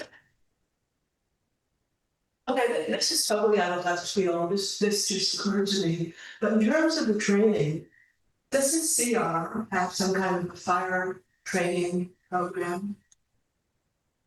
Yes. Is there any way that we could work with them so that they could train some of our volunteers so that we would have quote unquote trained people on board? Yeah, Just good idea. Great suggestion. We do offer that. We have a budget for training. And if we get a volunteer that decides to maybe want to have a career in that, especially if it's a wildland fire or any of the deeper dives that CR offers, yes, The city will fund it. our fire chief will evaluate and then agree to that. Okay. We had in many years now, we've had a little bit of a battle with that because people come here, they want to volunteer, then they get trained and then they're out of here. They got their base training and they're gone to get a job. So, we were very grateful to have them, but if the discretion does fall on our fire chief to determine whether or not, this is something we want to do. For instance, the young gentleman that just signed up, he could potentially be interested in that level of career. I think he's in late high school years, late high school, must be a senior. 18. He's 18. That was an inmate. So he might be very well interested and he lives here. So it'll be a good match. Great. Dr. Ankinen? Just a couple, I'll try to keep this real brief. Just some historical perspective as well. It was explained to me by Tom Marquette when he was fire chief. The rancheria actually lies within Trinidad VFD's response area. So they're not this island all of a sudden looking for fire protection. Trinidad VFD owns that on the LAFCO map, is my understanding. Years ago, Chief Marquette ceded that responsibility to West Haven, and they've taken over there. They respond. They are the only agency that responds there, but I believe legally the map still includes that. So that is technically Trinidad VFD's response area. So it's not as though they're trying to come into this as a new entrant. We should theoretically on paper be providing the service, but West Haven appreciate the call volume. And then just to the training piece, yes, that's a great idea. Yes, that's used. It is still quite a lift to get somebody from coming through the door to become a trained volunteer firefighter, going to do structural firefighting and can provide safe care on medical aid, right? To your question, Bryce, I do get the pages on my phone. I will tell you the siren is routinely 15 to 30 seconds ahead of that. There's just a lag time between. So that's a radio wave that goes out versus going from the dispatch center, wherever it is now. I think they just moved to their about to our cell phone. So there is advantage to that. Apparently it used to go off until somebody went and silenced it. So it's way better than it was back in the day, because that would be a nightmare right now, because there's times when people aren't even around to go to things. And when I'm able to respond, which I'm not currently, but out working my yard, I don't have my phone on me, I don't have radio, I don't have a pager for the fire department. If I hear that, and I'm running weed whacker, so that might be the only way I know that there's a call to go to. Keep in mind, if CAL FIRE is out doing their training elsewhere in the county, there's nobody else that's going to respond. So I don't know what the solution is, but there is a lot of history and tradition behind the siren. But if there's nobody willing or nobody around that can actually respond to it, maybe you can tell them that you're in town, you turn it on. The rest of the time you turn it off. I don't know, maybe that could be a hybrid way to get there. And then, Katie, you made the point for me that Bryce, about spending the money. Yes, we know what the challenge of Trinidad BFD is. The consultants have a different lens, different perspective, different experiences, and the money is not just going to have them have that conversation, which I agree, pretty short. It's providing this hopefully fairly turnkey, neutral perspective on, hey, here's some potential solutions for this great area. So that's what your money is buying. And I think this is money that is incredibly well spent. This is a one-time cost to develop a usable product versus, we have our security feeder that drives around. It's an ongoing budgetized benefit that we're very happy to do, that I don't personally receive a whole lot of tangible benefit from. This is somebody responding to my house if I trip and fall or my house catches fire. And I think this is a far better use. I think it's a really good use of funds. Thanks. Thank you. Thanks. All right, I don't see any other public comments. I'll bring it back to the council. I'll move that we amend the budget to include the 20,000 to contribute to the LAFCO for the second phase of the study. Okay, I'll second. All those in favor? Aye. Aye. Passes unanimously. Thank you, Gabe. All right, we're moving on then to the discussion decision to receive and accept the final recommendation to sunset the Animal Advisory Committee. Do you want to start, kick us off, or do you want me to? I mean, if Yeah, sure. I'm delighted to have you kick this. Oh, I'll take this off your hands for a minute. So the staff recommendation for the proposed direction tonight received from the council is to review and discuss the final recommendation submitted by the Animal Advisory Committee. They're sunsetting the committee and accept remaining tasks to the council for implementation in sync with current budget priorities. So first thing I'll mention is, three of you know are very familiar with this committee on the council, is that there's been a difficulty in keeping the voting members engaged and available to continue the work of this committee. Several members have suggested putting it to rest. Final committee recommendations have been prepared, and the committee is poised to sunset should that be the direction that the council chooses and the committee chair, Mayor Kelly, at the moment wishes. Earlier this year, committee chair Breckenridge stepped down due to disruptions from either the audience or fellow members that distracted the meeting focus. Fellow voting member Jack Tuttle, please correct me, Jack, if I'm on the right track here, stepped down as well. He stepped away after correct. Okay. Mayor Kelly took the committee off life support for a moment when she stepped in to help the committee achieve order and complete a few priority tasks. This was leave in March. This past March, or was it? Joe was here. It was after April. So Joe was here. He recommended sunsetting after you stepped down, and then you stepped in, Mayor Kelly, and said, "Hey, I think we can finish the business of this committee." Yeah, so I think our last meeting was July 10th. Correct. Yeah. So the committee was established by resolution in March 2024 due to a series of dog-related incidents. I go into a few of the committee purpose, the objectives in this staff report. The proposal, again, to sunset this committee was brought forward to the ACC in March of April, I guess, March or April 2025. But there was a renewed desire by some of the members to give another shot, specifically to continue the work that aligns county, city, and state regulations, and also focus on new information provided to the Rancheria by state parks regarding, I think, coastal pathogens, fecal contamination on state beach. That popped up, and suddenly it was like, oh, we got to talk about this, right? Both topics were further discussed in the committee as appeared to have met its purpose and objectives. What I didn't mention in this report also is that we lost at the final hour, just moments before our meeting was supposed, the last October AAC 20th, yeah. committee meeting on October 20th was supposed to begin. We lost the Andrew Davis, who was on the committee. He stepped down, I guess, quite suddenly. We had put all this effort to pick a meeting day. We put the effort into the packet and whatever else was going to be discussed. Everybody was here. In fact, I think if Anton can confirm, I think we had the meeting room set up. Were we almost there? We did. We had the meeting. I mean, we put all this effort into it. And he submitted his letter and said basically, or I believe he submitted it to Mayor Kelly. Yeah. Yeah, Basically saying, I'm out. So we had to cancel that meeting because I don't believe we had a quorum. we didn't have a quorum.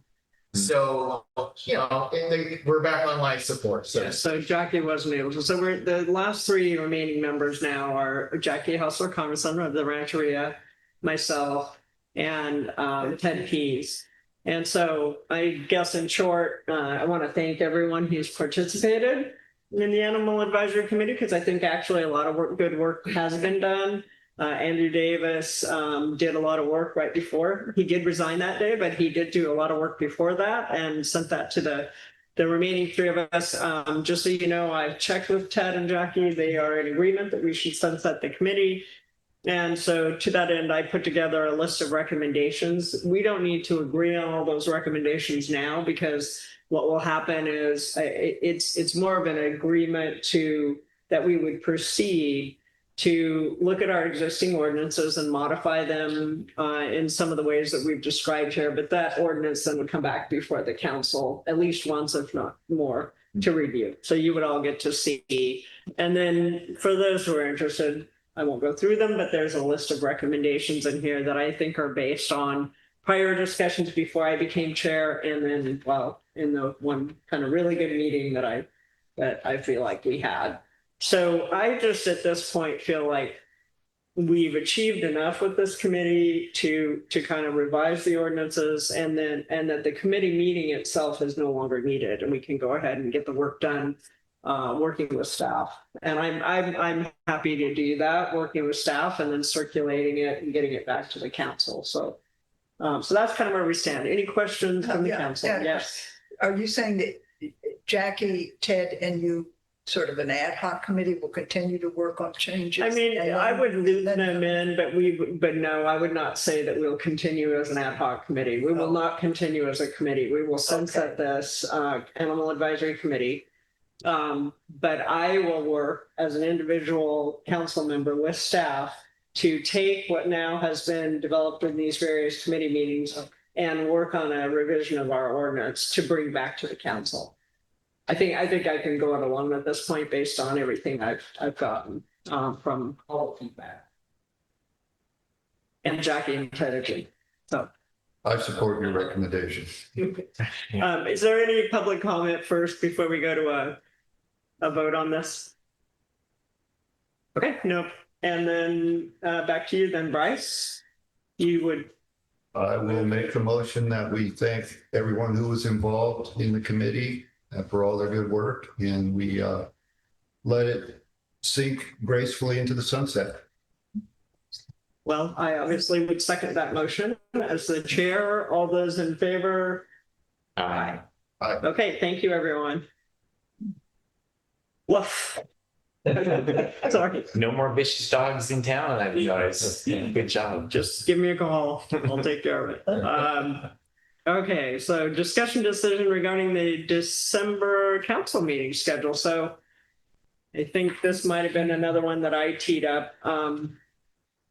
It will walk us through. I just want to say prior to that, that you guys may remember that sometimes we don't have meetings in August and sometimes we don't have meetings in December if there's not a big heavy workload. And I kind of started this because, you know, December is a very busy month for people from a holiday perspective. And sometimes, you know, want to spend time with their family. So for all of us, it's kind of a break.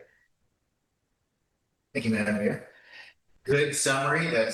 You pretty much took the words out of my mouth, but you definitely brought this forward. So I put a few notes in the discussion background here. You know, depending on the need to discuss time-sensitive matters or priorities that might pop up, the council could wish to plan or could plan for a meeting 3 December right now.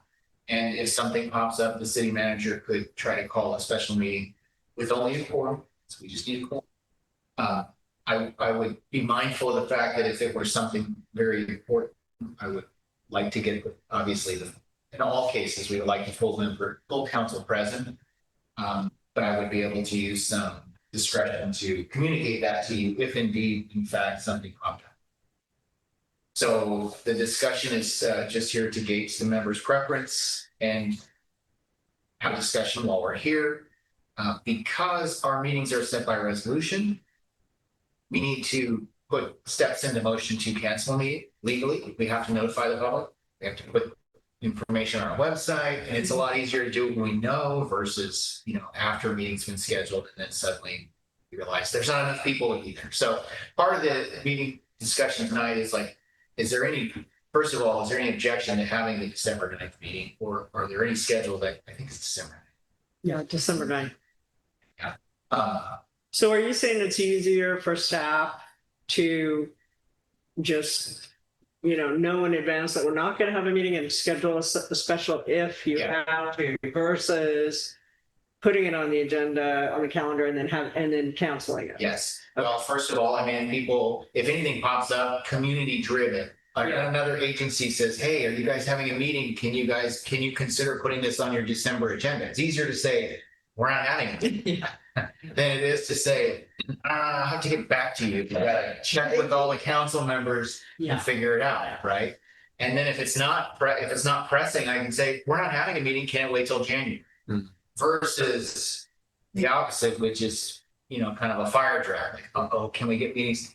You know, so yeah, it's better to know in advance if it's the council's pleasure, and then you leave it to the manager to, you know, call a special meeting if something really urgent occurs. And then there's flexibility with dates. So it's really up to you. I don't have anything, and I think I may have mentioned there are no pressing issues. No hot topics that you foresee at the moment? Not hot topics. We've got a lot of administrative duties that occur in December as well. Like we begin our kickoff for the STR permit renewal process, and business licenses are due. Renewals are due at the end of December. That was a decision that was made from the auditor, which we liked it better during the fiscal year, but he recommended that businesses operate on the calendar year. So let's do it now, which now we have a logjam in December of activity.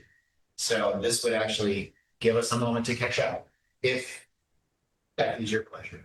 Okay. Questions, comments, preferences? I'll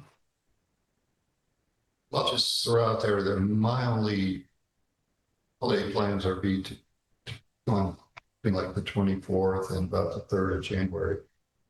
I'll probably be here December 9th if we want to have meetings, but I'd be perfectly happy to take the month off too. And just be subject, call. Because there's a special meeting. Something really important. Same here, I'm not going anywhere, but if there was a special meeting, I could definitely make the time. Okay. Yeah. All right, so it sounds like we have let me, any public comment about this? Any members of the public who really want us to have a meeting in December? Okay, bringing it back to the council, then is your preference, what's your preference then? You want to keep it off the books and then hold a special meeting if there's agenda towards it? Okay. Yeah, kind of at staff's request or suggestion. Okay. All right, so moved. I'll move that we cancel December's council meeting, and if there's, if something comes up, with the understanding that we can hold a special meeting. Okay, is there? Second that. Okay, Jack seconds. All those in favor? Aye. Public comment? I'm sorry. Did we do public I comment? did. Yeah. Okay. Yeah. And do you want to say? Do Yes, you no. want to say yay? I'll do my best. I'll do my best to, if something does come up, I'll try to funnel it on the December 9th date. So it doesn't fall too far out of the normal. Okay. But I will do that. All right, great. So now it's the exciting agenda where we talk about staff activity report, which was once again really, really good, really comprehensive game, and hopefully others had a chance to take a look. It's long and not gonna read the thing. Yeah, I've read every word of it. Yeah. Oh, it's a lot of really good stuff. I honestly, there's just a couple things I want to point out. One, tomorrow, there's a meeting, Humboldt Bay Municipal. I wish I I'm could. planning on it. I'll call in. I'm gonna call in as well. Call in, Zoom in, it's all accessible or going, 9 a.m. I plan on Zooming in, just so you know, I'll be there. I've discussed it with Michiko, the general manager, and I will be present in case something pops up. It is a no decision. There's no decision. They're just doing a presentation. Information. It's an informational meeting. So that's happening tomorrow at 9 a.m. I will be logged in case something comes up that I could be of assistance if any of their board members have any questions. But it's not really about Trinidad. This is about the Rancheria's proposal and feasibility study, right? Which is very much in line with what we are brewing in the background, which is a kind of a come back to the July 8th meeting, where your council wanted to see a feasibility comparison. So some things that are playing out in this particular, not necessarily in this meeting, that will be discussed potentially in this meeting with future dates, will be very helpful for us, myself as staff, to then begin to architect something that I can bring back to you. So I will be, that's my plan. Let's see. Want to point out, I wanted to just highlight the leak at the water plant that occurred, which I thrown some photos in here. We had a big tree nearly just annihilated our pump house. It was Great. a complete disaster. It happened during the storm, I think, on October. We had 2 rain events in October, one around 18th and the other one around the 27th. That one, the ground was pretty saturated, and it just, there's a picture, I don't know how well you can see it in there, but it really did have almost just a catastrophic mess to our wet well where we pull water out of the creek from. And then in removing that tree as a threat, because it was hovering above just adjacent to the pump house, it broke, snapped, and a branch busted the feed line. But Rich Well Drilling came out to our rescue and repaired it. Thank goodness our tanks were full. So it was a disaster avoided. So the Humboldt Bay, I added quite a few notes in here about the Intertie project. The Intertie project is finally moving forward. Thank goodness. We're getting some steam in that project. There's starting to be some gelling with our contractors in West Asian and the engineering firms that are involved. That project, I'm happy to share that we have some movement, because I know there's been some emails, between the higher brass between the 2 agencies that have been kind of raising some eyebrows, like should we be talking and shouldn't be, but I think we've got enough movement now to where everybody's staying in their corners.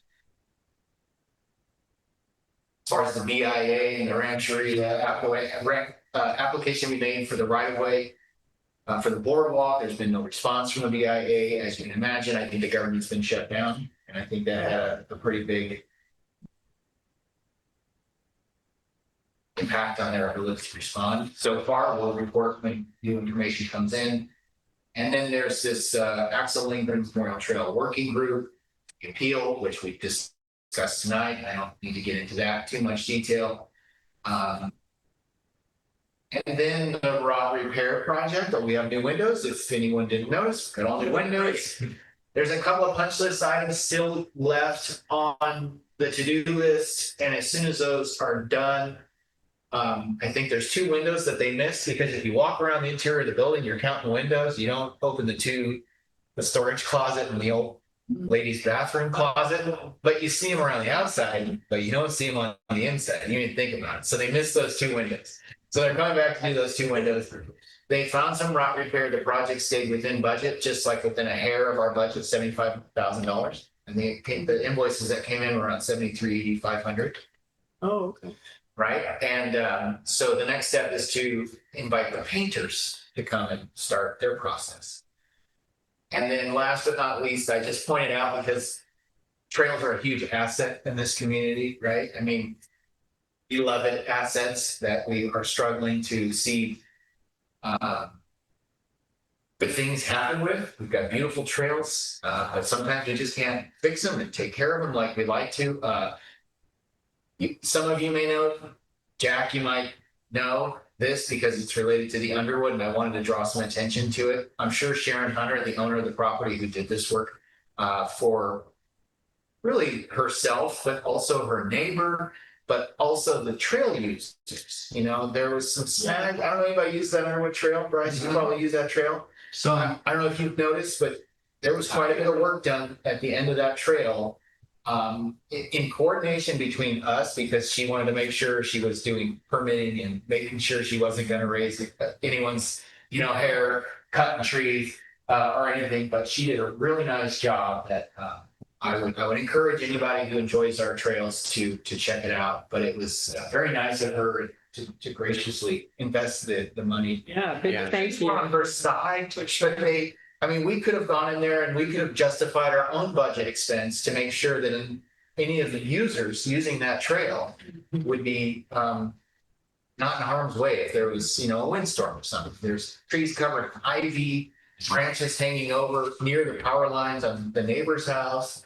But she was very, very kind enough to put the work in, and it's actually quite beautiful. You walk down, it's a nice job. Those are feel-good stories. When people are actually doing things that it's their heart, and then we're talking about it. She probably wouldn't care if we were mentioning it, but I don't even told her I did it, but I wanted to give her some credit. That's it. If you have any questions about it, please.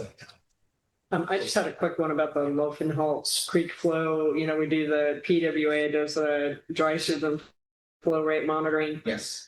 And I was just wondering, since they didn't do it, should we just skip it and save the money, or do we? That's kind of what I'm thinking. There's a task order that says that the work is done during the drought, or during the drought period. Yeah. On an as-needed basis. And that's exactly what I thought. I just thought, why are we going to spend? Yeah, it's raining now, so. Do this when the river's swollen. We're well above our bypass draw. I feel well above. We're healthily above our bypass flow requirements. So Yeah. it's kind of necessary. And I think we have good data anyway coming in. We just don't have that snapshot right there in that moment, and it's not going to affect us.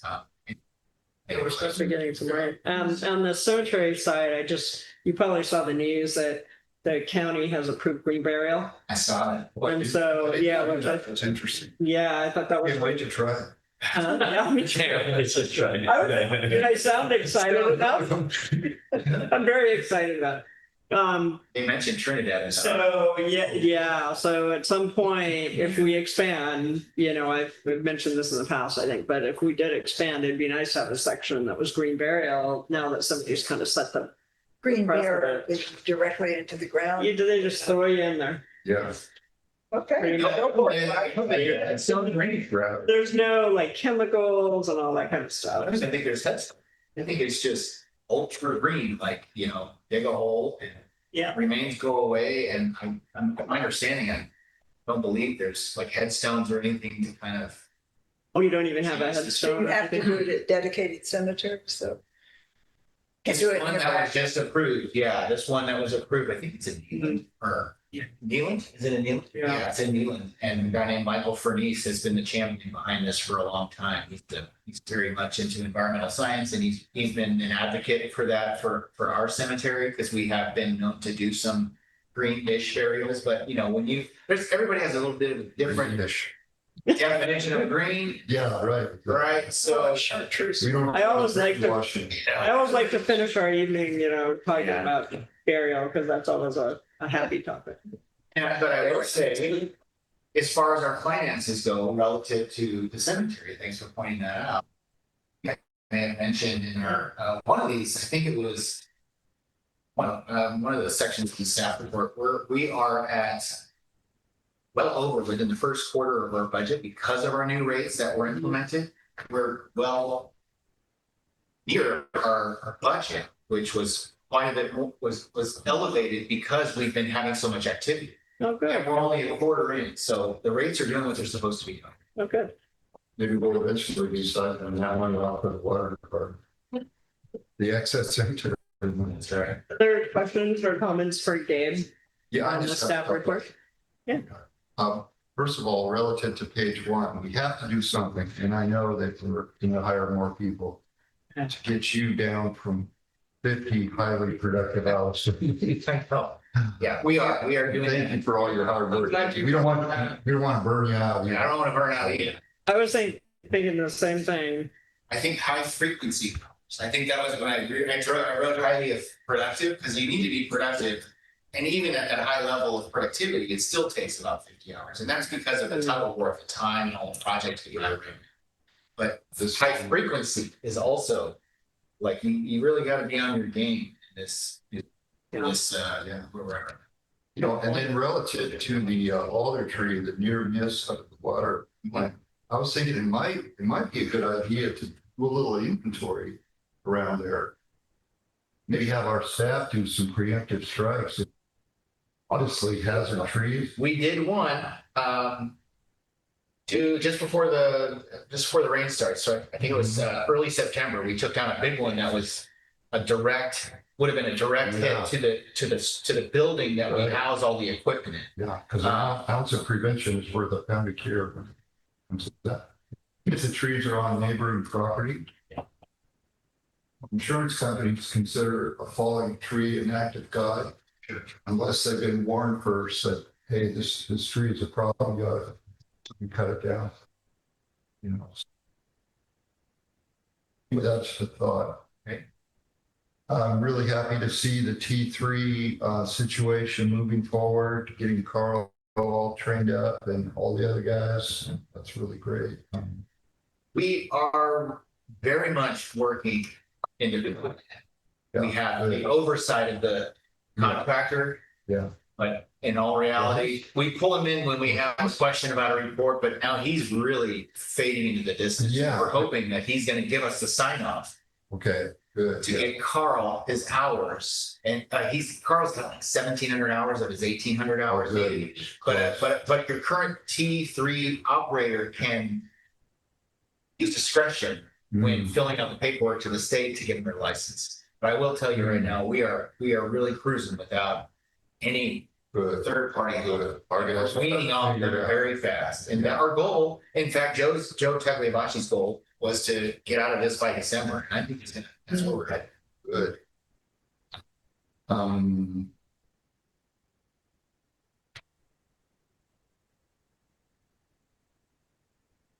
As far as the BIA application and all that, it might be worth a little investment of time to just give them a call over there, see if anybody answers. Sure. And figure out if they're open or closed, or if they even got the application, just to kind of make sure. Might be closed completely.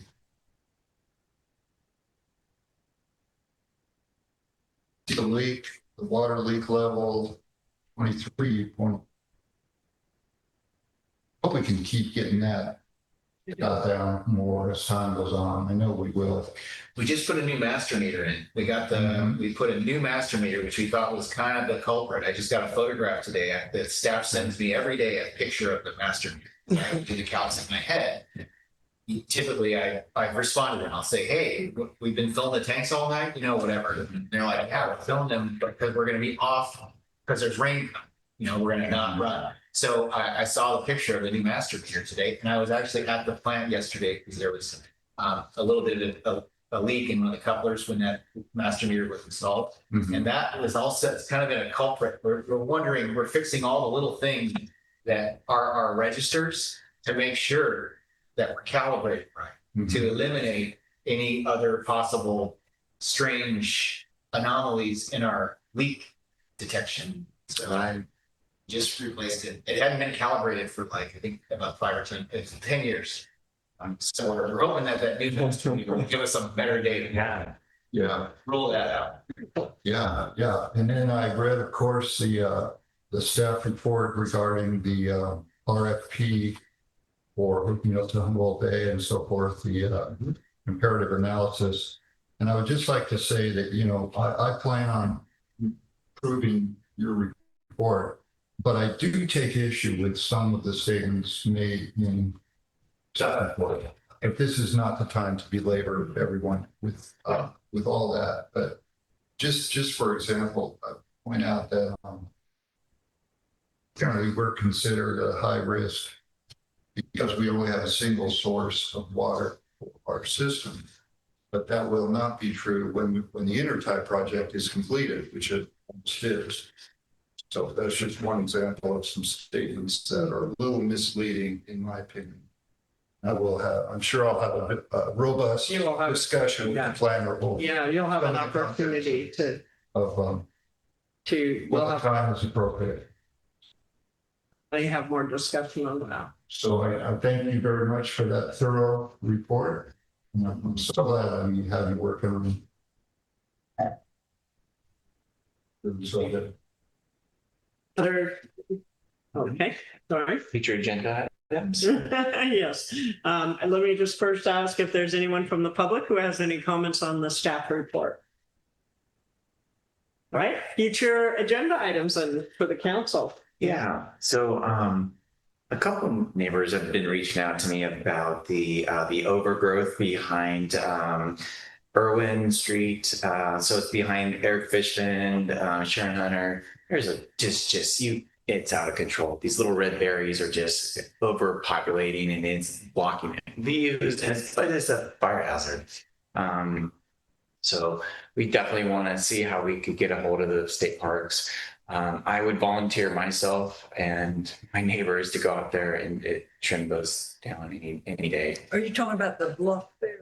Yeah, right. So where we trimmed that pine right behind it, it used to be a prairie. It used to be low weeds, and now it's just brush, and it's just getting really messy. And so all we need is a warm summer day and a camper. A lot of people camp down there, and all they need is a little spark to make the whole area start on fire. We had a situation like that back in the early 80s. Yeah. It was really scary, close call. Yeah. So, I mean, that's one of the hot spots in town. I would really love to focus on getting some. And again, if there's any volunteer help, I know I can get some people there to help. State Parks has been pretty good about when we talk to them, they took out that old. They have a plan. So Joe was talking to the woman there. They have a great plan. They just don't have any way to implement it. Yeah, that plan is 10 years old. Yeah. They haven't done anything. Yeah, you probably know a little bit more than anyone. Yeah. It's I don't even want to go to that. Okay. Okay, so maybe vegetation trimming could be the topic, or we can just ask staff to look into it. Yeah, I was gonna say, if I was able to set up a discussion, like a formal but informal meeting with the state park staff and you in particular, and We could also bring it to the whole council if we feel, if the council wants. Guys, if they're available, I mean, I hesitate to bring it as a discussion topic if you can just go and handle it. But if you Set can something handle up. it, then bring it to the council. Or if I could set something up and maybe invite the two of you, because we can have two council members just, meet, especially two that are most interested. And yeah, Sharon would love to be there as well. She's been actively. Okay, I'll see if I can set something up with state parks. I mean, it's a fire safe issue that really threatens the whole community. Because Yeah, if a fire comes up over there, it's just gonna take out a large swath of Trinidad. Okay. well, you can And decide if it, we can discuss whether it should be agendized after you guys have that meeting and if there's further discussion. I think that's a good strategy, because it, like you mentioned, it could affect the whole city. Oh, yeah. I mean, it's a very real potential, but I think we could start at a small level and really see what we can find out. Sounds good. In such a meeting with State Park, could you add the College Cove, that beautiful set of stairs that go down to that wonderful beach? If you're over a certain age, you cannot use them because there's no railing. And so I was going to ask you, like, how do I just call them? But if you're going to have a meeting with State Park, I have maybe you the, bring that up. I have contact information for them if you guys need it. So I spoke to the people that built that like a year ago. About the railing? Not about the railing. I spoke to the people to the state parks individuals who built the steps. Yeah. So between the two of us, we probably have the contact information for them and their boss. It's the trail team that did the They work. did a wonderful job. But There's no. supervisor, would do, Really? they would. Everything they do at the state parks is pretty intentional, and that project was very intentional in College Cove. I'm sure they discussed accessibility or any other maybe safety issues. So if anything, we could just find out what their justification was for not putting a handrail.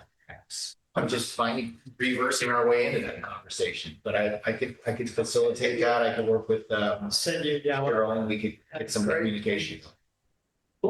Agenda items. Several people have asked me about Mary and Dorothy and their cleaning up of Trinidad, and they do such a wonderful job. Is there some way we can acknowledge or build them a statue or something? Have they received a resolution before? Yes, I remember something, Yeah.